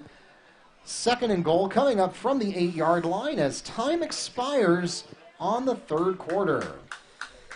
So we will be back to Baptiste Orthodontic Stadium. Neil Fisher along with Mark Barchi. Wekiva holding a 14-7 lead. However, they will be facing 2nd and goal from the 7-yard line.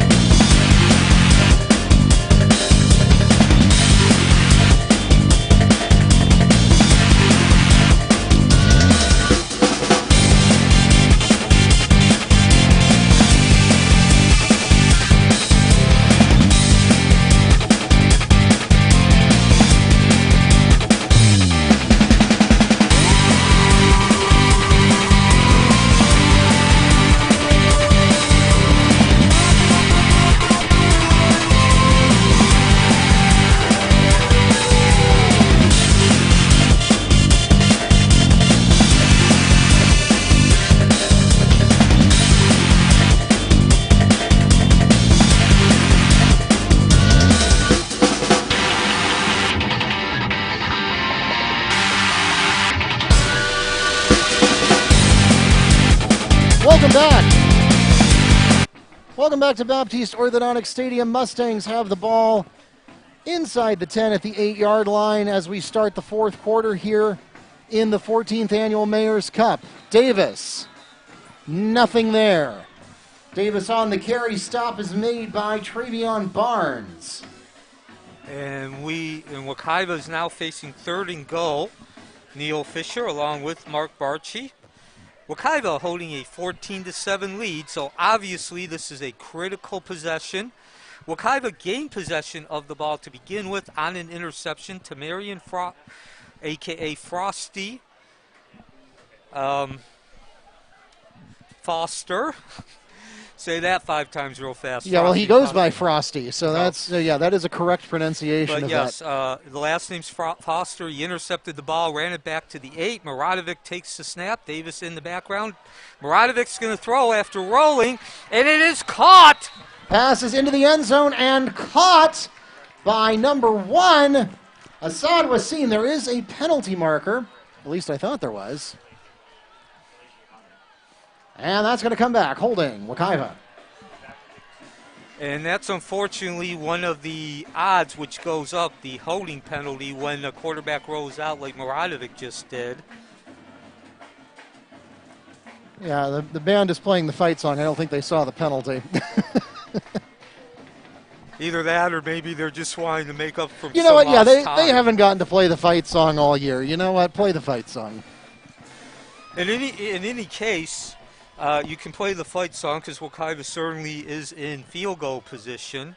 Yeah, they're hopefully going to get some points out of this. If nothing else, they certainly have taken the momentum away from Apopka's offense. Again, Tamarian, a.k.a. Frosty Foster, coming up with the interception, which gave Wekiva the possession. And a nifty running back and return, and efficient, about 15 yards. So Maradovic lines the Mustangs up. Davis in the backfield. And he's going to complete a swing pass, which probably is going to come back. There was a penalty. Pass is complete to Jamon Coleman, and another penalty marker on the play. And so provisionally, that would have been about 5 yards. Yeah, sure, 5 yards sounds good. And it looks like it's going to Yeah. be another hold. Yeah, and Coach Bedison is turning green inside. I can tell you that right now. Yeah, holding is called against the Mustangs on the second consecutive play. This one will take the ball all the way back to the 40-yard line. Oh, that's a real deadly one there. And that's why. It's 10 yards from the spot of the foul, but if the spot of the foul is way in the backfield, then... Yeah, which was the case with Maradovic dropping back. So I say Coach Bedison's got to be looking for some Pepto-Bismol right now because the line of scrimmage is the 40. 3rd and goal from the 40. It was the 7, and they are obviously out of field goal range. Yeah, they were in field goal range, but not anymore. And Maradovic drops back. He's going to go with the screen again. Davis bringing it up. Davis gaining some good yardage before being pushed out of bounds. Chad Davis on the completion. But of course, still way short of the first down. And again, I just brought this up, the fact that the line of scrimmage was the 40-yard line, that second holding call putting Wekiva out of field goal position. And now they're going to... Are they going to punt? I think they're they're in that no man's land. Ball is spotted at the 37-yard line for a gain... the 33-yard line for a gain of 7 before being stopped by Myler Teramo. And that'll bring up 4th and goal from the 33. Yeah, and they're going to punt. Maradovic, remember, is also the punter in addition to the quarterback. Yeah, now the other thing to remember is kickoffs are required to stay in bounds. Punts are not. So the smart play here is to aim for the sideline and try to pin them as close to the goal line as possible. There's the punt by Maradovic, just like you said. Just get it over get it over the defense, and it just drops dead around the 10-yard line, actually the 5. The punt will not be returned. And so if you're Wekiva, you are very upset about not scoring after having first and goal at the 8-yard line. However, there is some positive to take out of this, and that's Apopka has to drive over 90 yards to score a touchdown themselves. Yeah, I'm looking. I've got a bad angle on it, but it looks like that's maybe the 5 or 6 yard line, probably. I think the 5 yard line. So the Blue Darters will take over from their own 5 with 1st and 10. And you've also taken about 3 minutes off that clock here in the fourth quarter. This is the 14th annual Mayor's Cup, 8:53 left in the fourth quarter. Wekiva holding a 14-7 lead. Mark Barchi, I'm Neil Fisher. And Apopka goes back to the single wing. And again, they try the left side. They're going to lose some yardage. I believe that was Robinson, who has taken most of the carries tonight. And the difference in the ball game is there has been no score here in the second half. With about a minute left in the first half, Apopka attempted a punt, and it was blocked. Wekiva recovered the ball. More of, for those of you who remember back in the 70s, a holy roller type that where Oakland just blocked the punt, and Dave Casper just kept pushing it towards the end zone, then finally into the end zone and fell on it. Wekiva did the same thing as Lohman gets loose.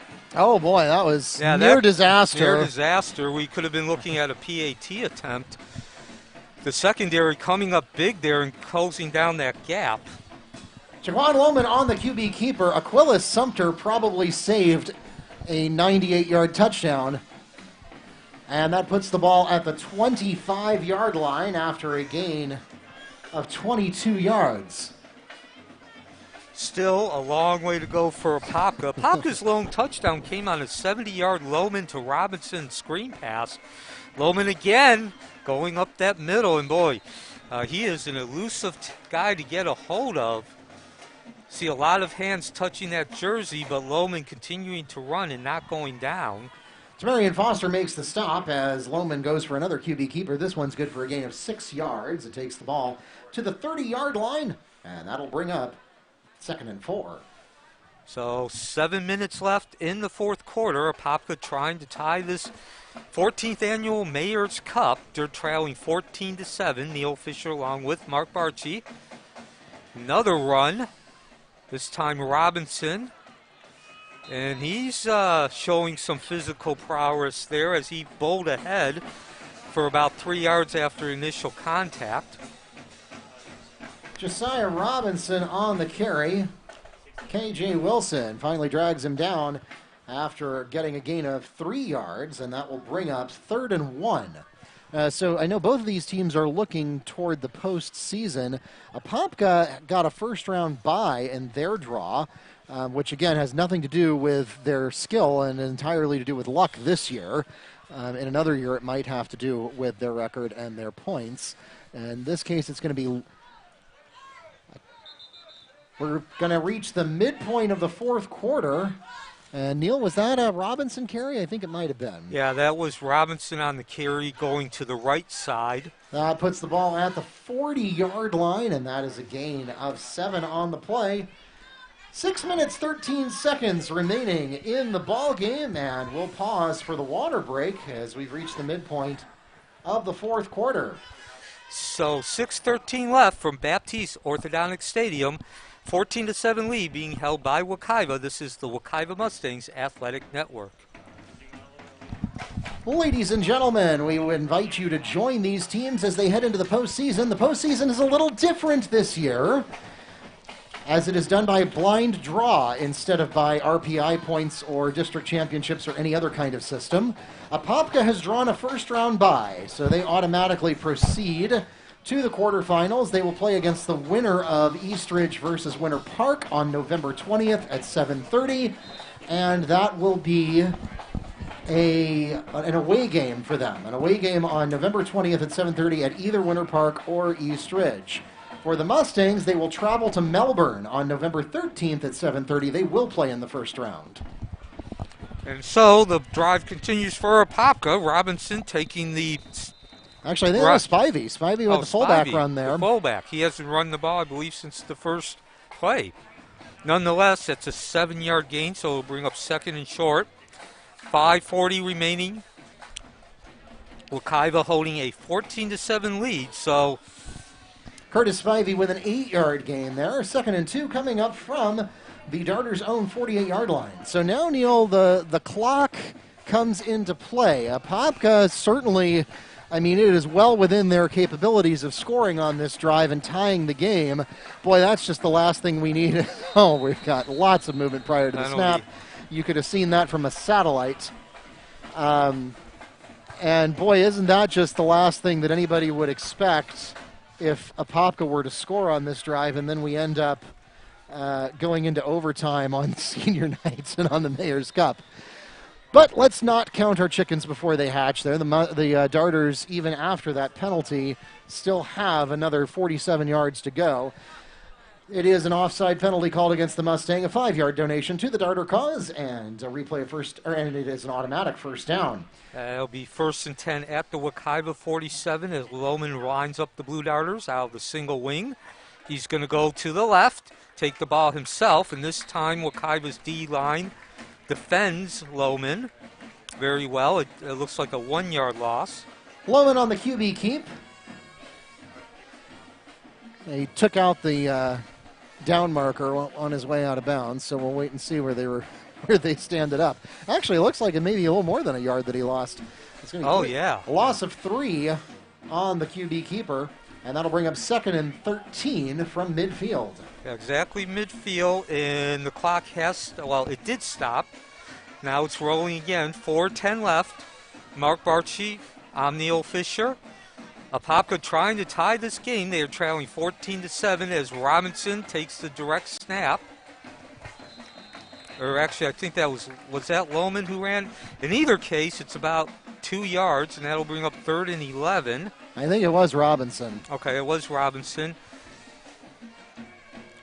So Robinson getting some carries here in this particular possession.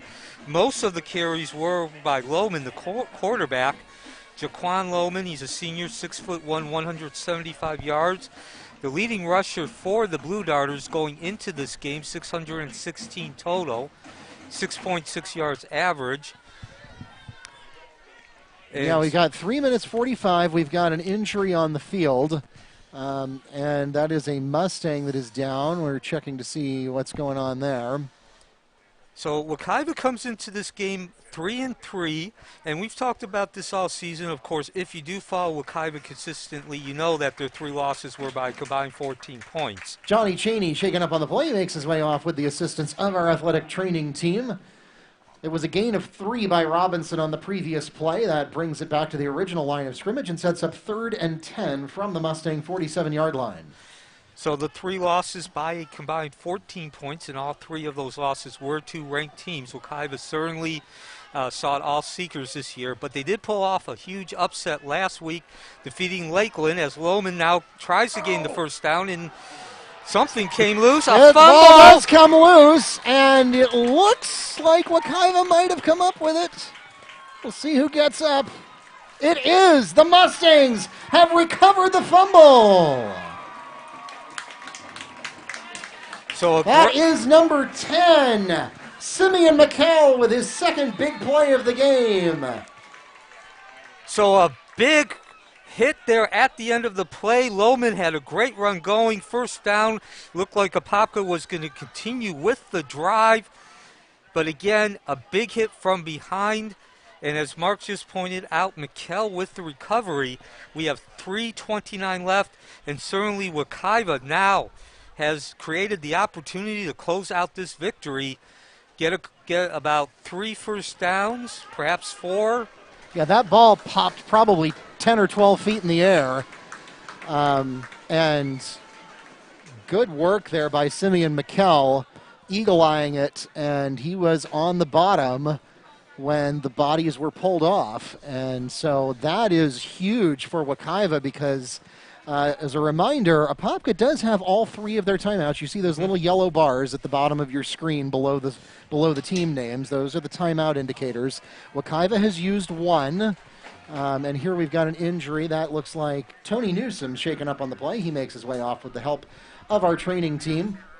So Wekiva has 2 timeouts remaining. Apopka has all 3 of theirs. So clock management is not critical yet, but it is looking that way. Look for Wekiva to be conservative on this drive. They're not going to do anything wild and crazy or desperate. They're going to just make sure they're keeping control of the ball and keeping that clock running. Maybe make Apopka burn 1 or 2 of their timeouts and just try to move the chains a couple of times. Yeah, Wekiva in that territory where you want to set up the situation where you are controlling that clock. That obviously is not going to help as Davis gains.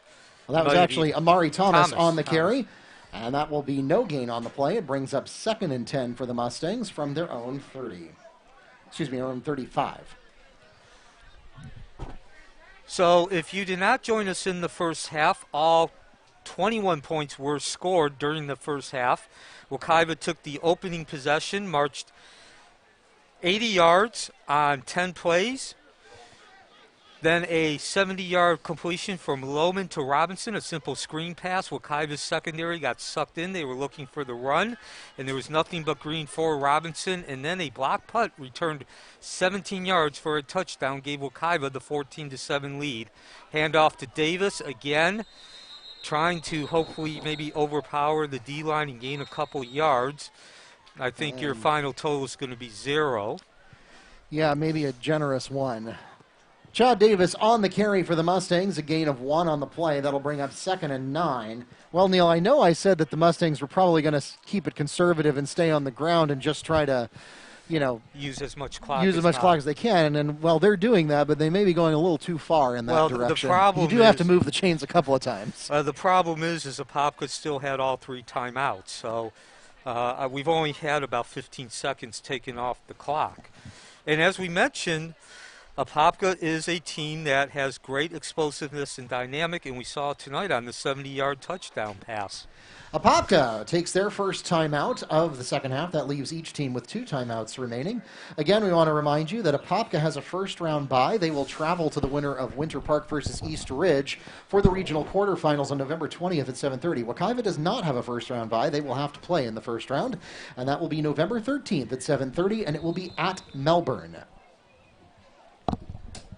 We will post the information about any live stream that may be available as soon as we have it. And so with Wekiva facing 3rd and 10 at their own 35-yard line, just want to give a thank you to as I mentioned that game was at Apopka and we were going to look at live streaming options, Mr. Dickerson turned around and pointed at me and laughed. Yeah, and again want to and now Wekiva requests their second timeout of the second half. That leaves Apopka with 2 remaining and Wekiva with 1.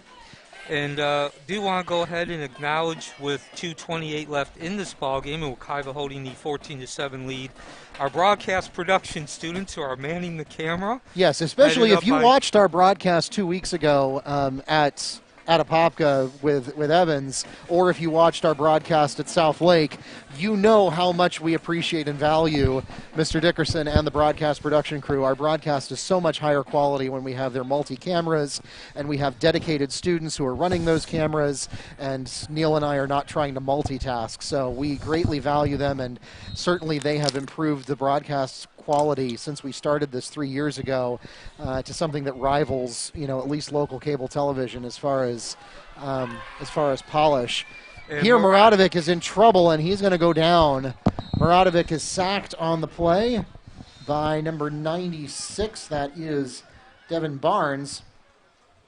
And Apopka called a timeout immediately, 2:17 left. Darters timeout. It's going to be a loss on the play to the 33-yard line, which is a loss of 3. That'll bring up 4th and 12, maybe 4th and 13 for the Mustangs.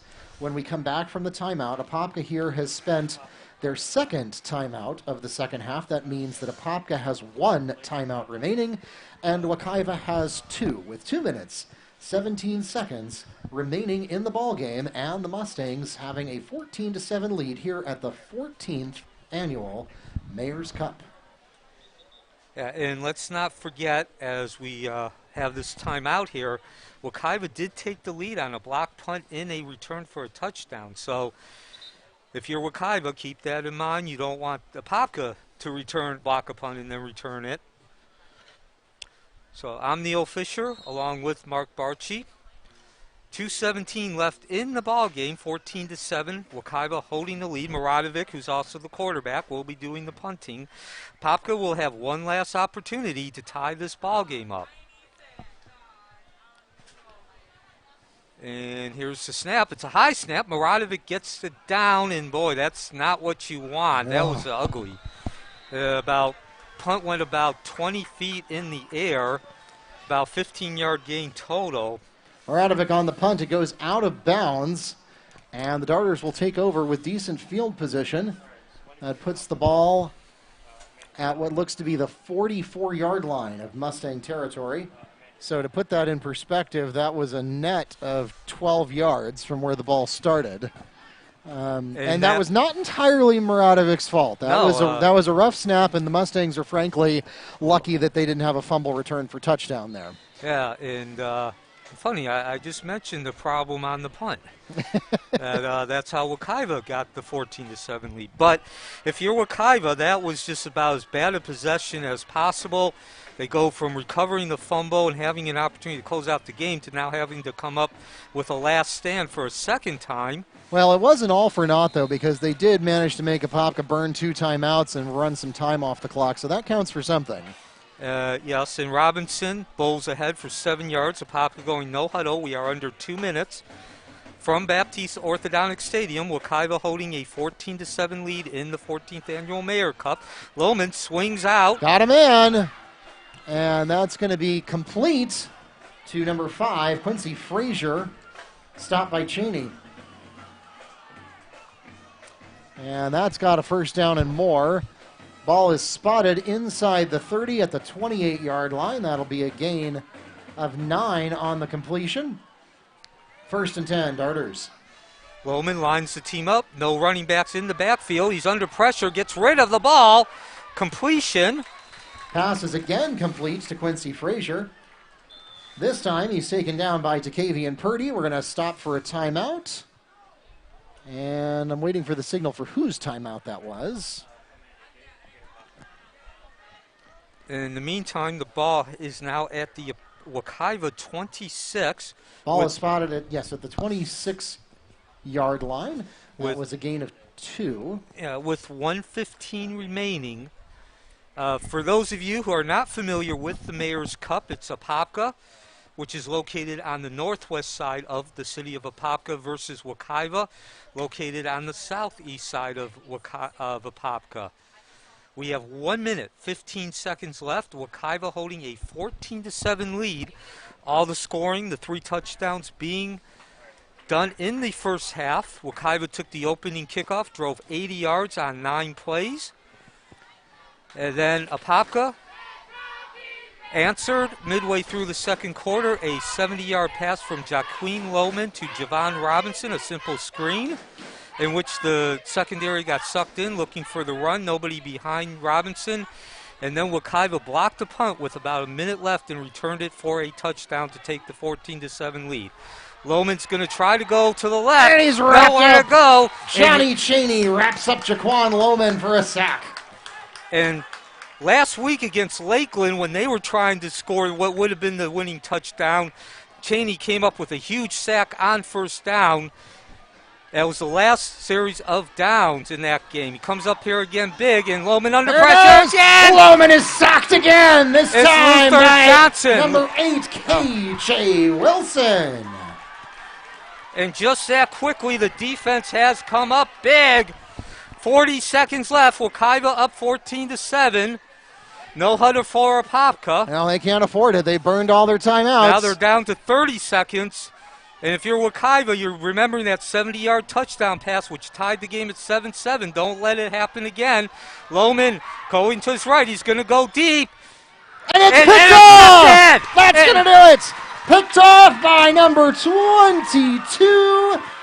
Tony Newsom has the pick, and the Mustangs are going to take over at the 24-yard line. Flag on the play. That's going to be excessive celebration.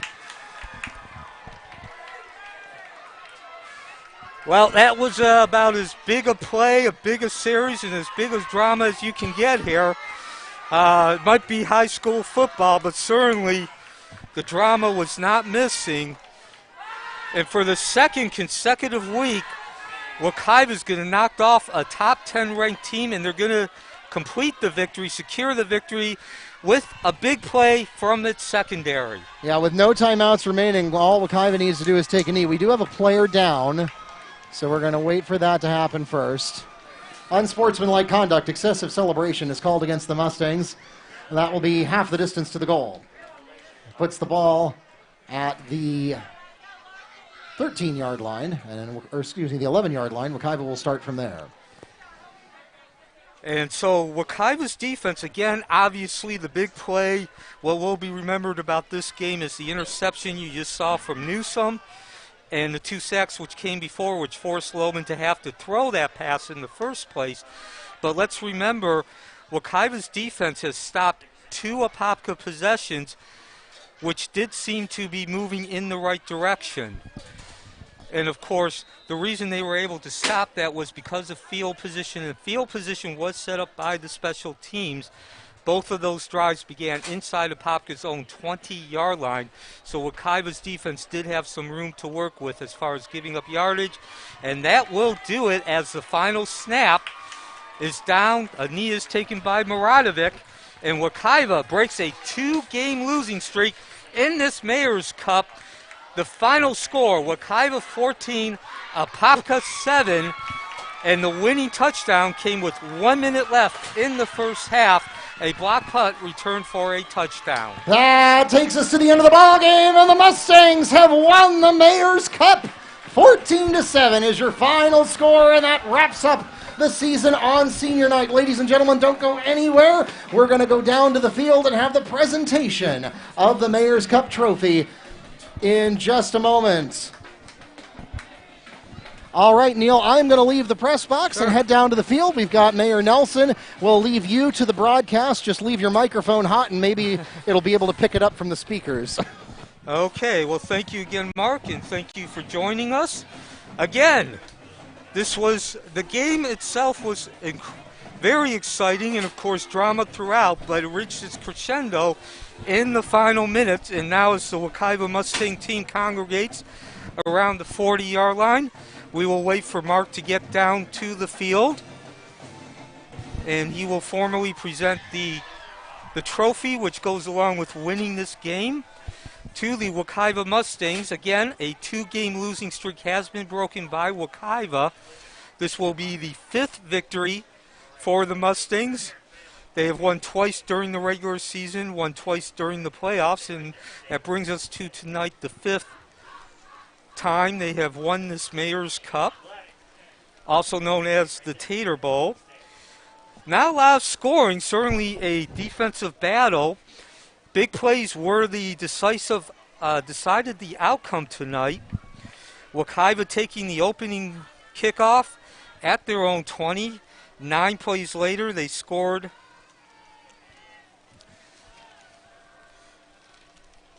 9 plays later, Wekiva scored on a pass from Maradovic to take a 7-0 lead. It was actually the second possession. Wekiva moved from the 25 into the end zone. Junior Maradovic connecting with Harleyanti Reed for a 16-yard touchdown pass. Amar Carlisle's PAT made the score 7-0 with 11:51 remaining in the second quarter. Apopka answered on the very next possession, only 2 plays later. A 70-yard touchdown pass from Jaqueen Loman to Javon Robinson. And again, that was exactly the MO for Apopka, explosive, dynamic plays which kick a team in the guts. And the winning touchdown, of course, came with 1 minute left as a punt return by Wekiva was returned for a touchdown.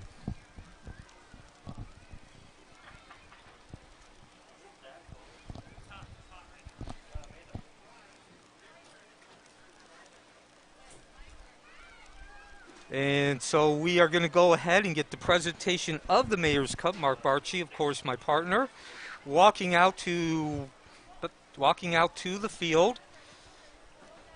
And the big thing for me, I personally think Wekiva won this game again with the best defense is a good offense. They limited Apopka to less than 25 plays. In the first half, Apopka only had 10. And that just chewed up so much time for Apopka to really be able to run their single wing offense and include all the subtleties and nuances that really lead to them being able to create those explosive dynamic plays. And so please bear with us. I think we are having some technical difficulties with the microphone.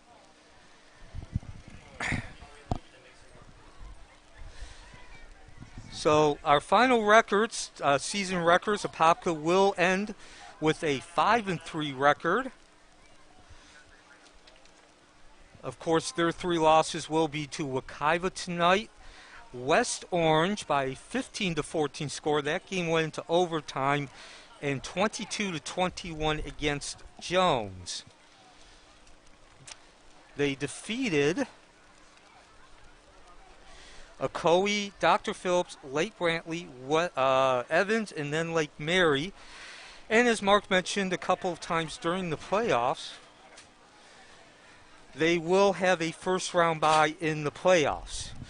Meantime, Wekiva will end the season 4-3. They actually only played 7 games. Their game against Edgewater was canceled due to the COVID-19 pandemic. A couple of Edgewater Eagles tested positive, and they were unable to reschedule another game at the late date. Wekiva beat East River, South Lake, Lakeland, and Apopka tonight. They lost to Dr. Phillips, Jones, and Ocoee by a combined total of 14 points. All 3 of those teams were ranked inside at least the top 9. But they will head into the playoffs, defeating 2 of the state powerhouses, perennial state powerhouses, in Apopka and in Lakeland. Just a quick reminder as we are getting ready for the Mayor's Cup presentation. There was no formal qualifying for the FHSAA postseason tournament this season. It is an open tournament, which just means whoever wants to play will play. And it was an open draw, which means it's totally by luck. Wekiva will play Melbourne in the first round, and Apopka will have a bye. It's now my pleasure to introduce Mayor Brian Nelson for the presentation of the 14th annual Apopka Mayor's Cup.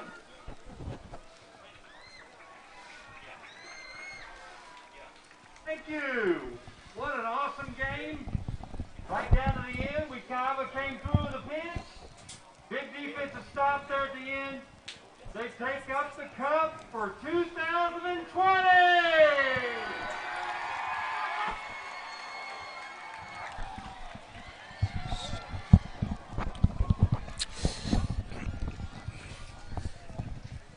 Okay, so there you see your presentation. Coach Mayor Nelson, of course, pointing out that Wekiva came up with a big stand, and we're going to have the interviews now.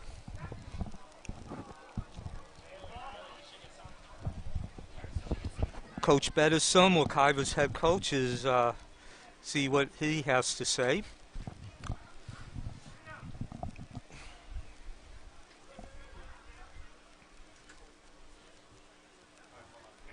Guys, we knew it was going to be a battle. All right, we came up big tonight on defense, special teams, do what they needed to do. All right, huge victory for Wekiva, bring it up.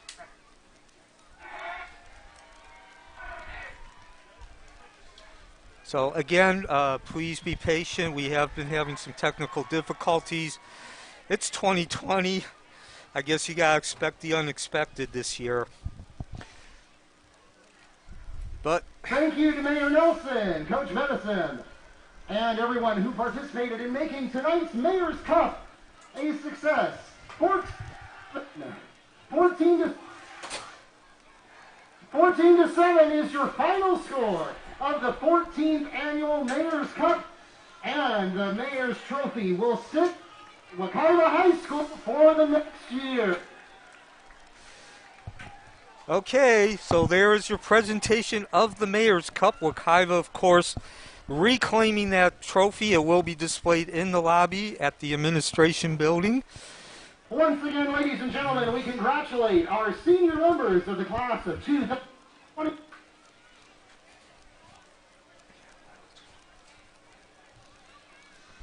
Okay, I guess we're continuing to have some technical difficulties, but a 14 to 7 victory for Wekiva over the Apopka Blue Darters. This year's game played at Baptiste Orthodontic Stadium, the home stadium of the Wekiva Mustangs. Wekiva will now finish out the 2020 season with a 4-3 record, winning 3 in a row to get over 500.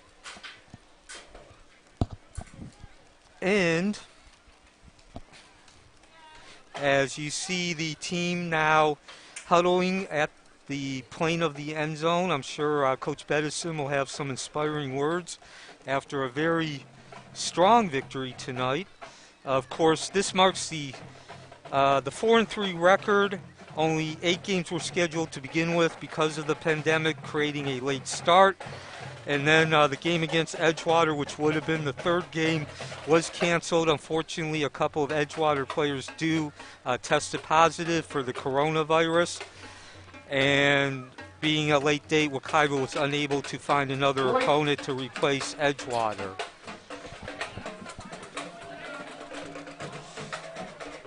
So everybody here in Mustang Land, a happy ending. Certainly a great conclusion to senior night, as Mark Barchi pointed out. And as always, he did a fine job of introducing all of our seniors, not only for the football team, but for the athletic training staff, the band. Ladies and gentlemen, thank you so much the for band. coming out to support your Mustang seniors on senior night. Thanks also to our Darter fans who came out on the road to join us tonight, and thanks to Mayor Nelson for participating. Participating in our Mayor's Cup presentation. The Mustangs will be on the road next week for the opening round of the playoffs against Melbourne.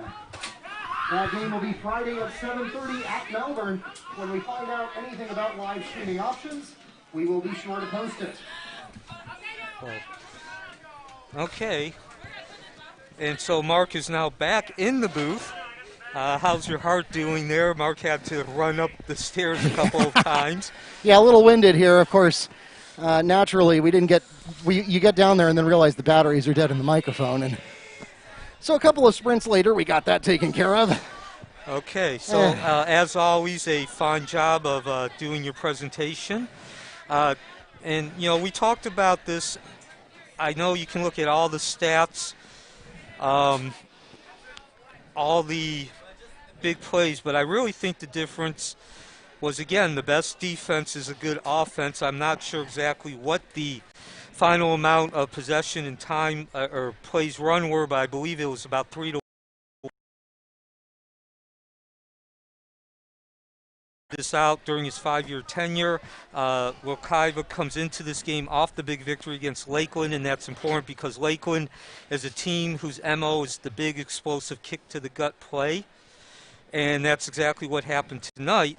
And that's where the time of possession and plays run come into play, because if you don't have possession of the ball, you can't score. And I believe it was about 3 to 1 advantage in favor of Wekiva. Yeah, so to put that in perspective, I've got the stats up now. Actually, it didn't come out as lopsided as you think it might have. 24 minutes and 24 seconds of possession for Wekiva, 22-36 for Apopka. So not that lopsided, but that was kind of skewed by the turnovers. Yeah, the last possession and the turnovers kind of skewed that. And Apopka did do a good job until they turned the ball over in that second to last possession that they had. I would also like to point out too, Mark, that again, as you mentioned, the final total is 24-22, but I think that Wekiva still had an advantage in the fact that that was 24-22 in time of possessions, with Apopka starting almost every drive inside their own 20. Yeah, field position was certainly at the advantage of Wekiva. Wekiva had 12 first downs tonight to Apopka 6. Wekiva did not do so well in the total yardage department. Apopka beat them 215 to 184 in total yardage. Wekiva had the edge passing, 13 of 19 for 131 yards. Apopka 4 of 7 for 90 yards.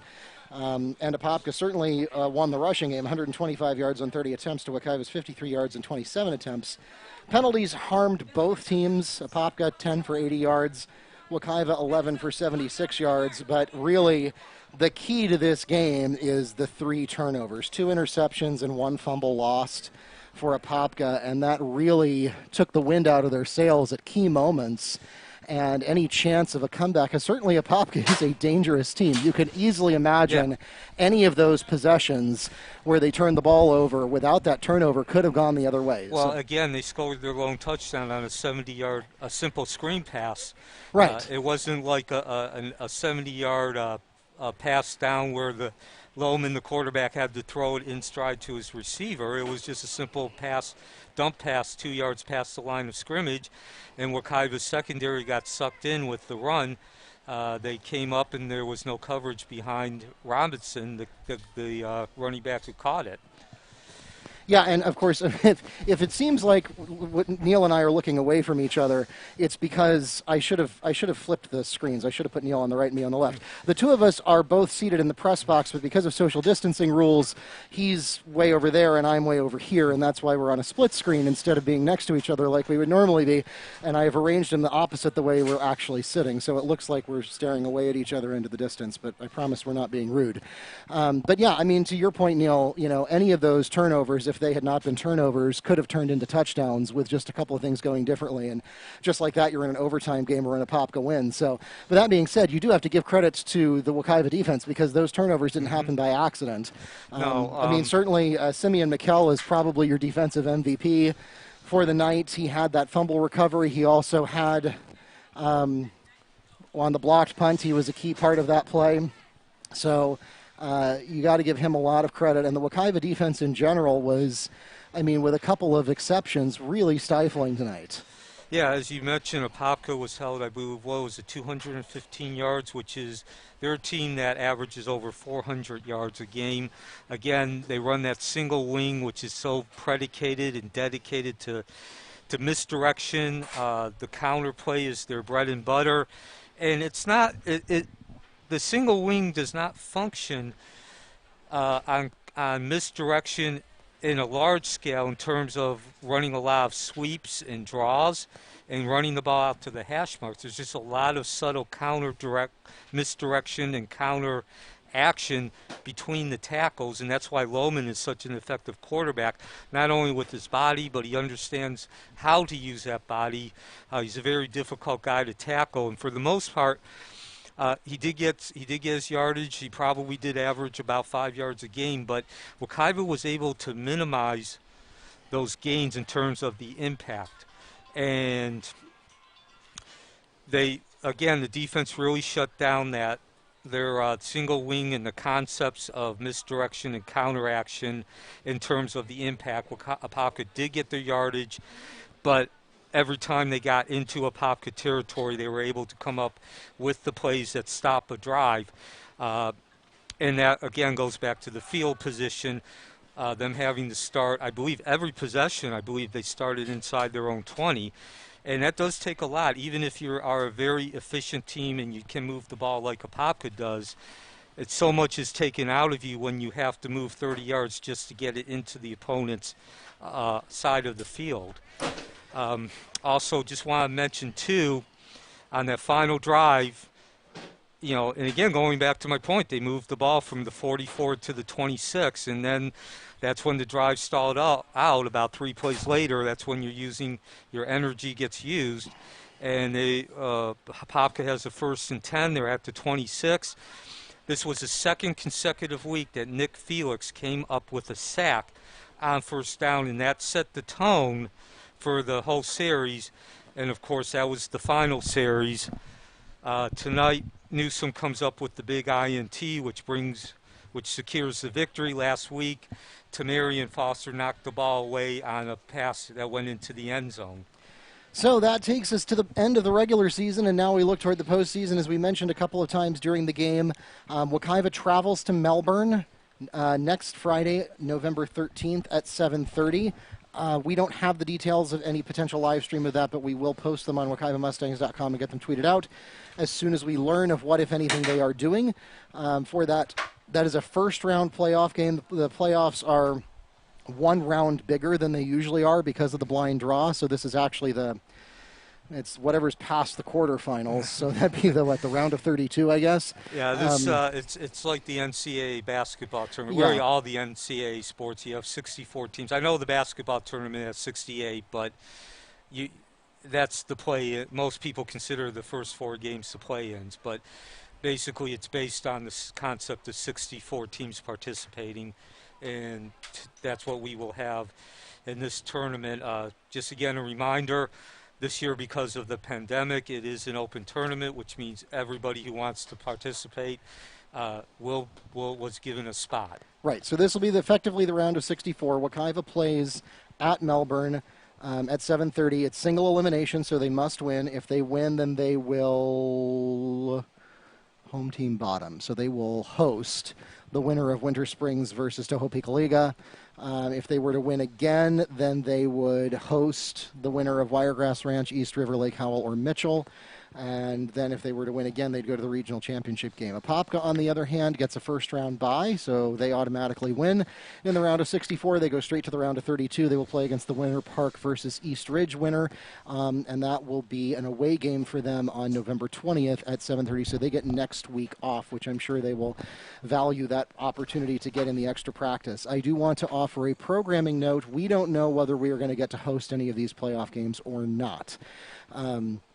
First of all, Wekiva has to win, and second of all, the math has to work out for Wekiva to end up hosting games, but there is a possibility that will happen. If it does, we can't put it on YouTube because in the postseason, the host school, unlike the regular season, does not own the rights to the broadcast. The FHSAA owns the rights, and if we want to broadcast it, we have to buy the rights, just as if we were a cable television commercial company that wanted to broadcast, and we have to pay the same price that they would pay, and it's rather expensive. I think it's like $1,500 for a regional playoff game. So unless somebody wants to sponsor that, we're not going to be able to do that. But what we will do is we will take advantage of the FHSAA's official partner is the NFHS Network, where we simulcast all of our games anyway the whole time. And any games that we host in the playoffs will be broadcast on the NFHS network. That is, I think, $11 a month, $11 or $12 a month, or you can get an annual pass for about $70, and then a portion of that comes back to Wekiva. We actually make more money off of the royalties from NFHS network than we do off of YouTube, even though we have a lot more viewers on YouTube. But the ad share is much lower on YouTube, but that's okay. We've always said that our number one priority is outreach and getting accessibility to our games to as many people as possible, and any revenue that we might generate from that is secondary. But that being said, we can't buy the rights because we don't have any ticket sales this year, so we're not bringing in any money either. So just to make that expectation clear as we get into the playoffs. That being said, winter sports start next week. Soccer is coming up next week. We've got basketball preseason coming up in a couple of weeks, and we're going to be broadcasting those, you bet. If you are an NFHS Network subscriber, you will get literally everything because we have these newfangled Pixelot cameras that will allow us to be in 2 places at once. So before, you probably know that sometimes we'd have soccer and basketball going at the same time, and we can only be in one place, and our broadcast crew can only be in one place. But that is no longer the case. Our full broadcast crew will be at one of those games, but the other one will still be broadcast on NFHS Network using the automated technology. It may not be quite as slick and polished as our regular broadcasts, but that way we can get pretty much every home game that we have in the sports of football, volleyball, basketball, soccer, lacrosse, flag football, maybe even wrestling. We will be able to get all of those broadcast 100%, even if we don't have the full broadcast crew available. So we're looking forward to that. So you do get something for subscribing to NFHS Network that you wouldn't get just using the free broadcasts on YouTube. But if you just want to do the free broadcasts on YouTube, no hard feelings. We're just glad to have you. Thanks for tuning in all season. Thanks to Neil Fisher from the Apopka Chief, who has joined me for these last 14 years. The Mayor's Cup will rest here at Apopka High School for the next 12 months, and this concludes season 14. Congratulations again to our seniors. Mark Barchi, the voice of the Mustangs, Neil Fisher from the Apopka Chief, wishing you a good night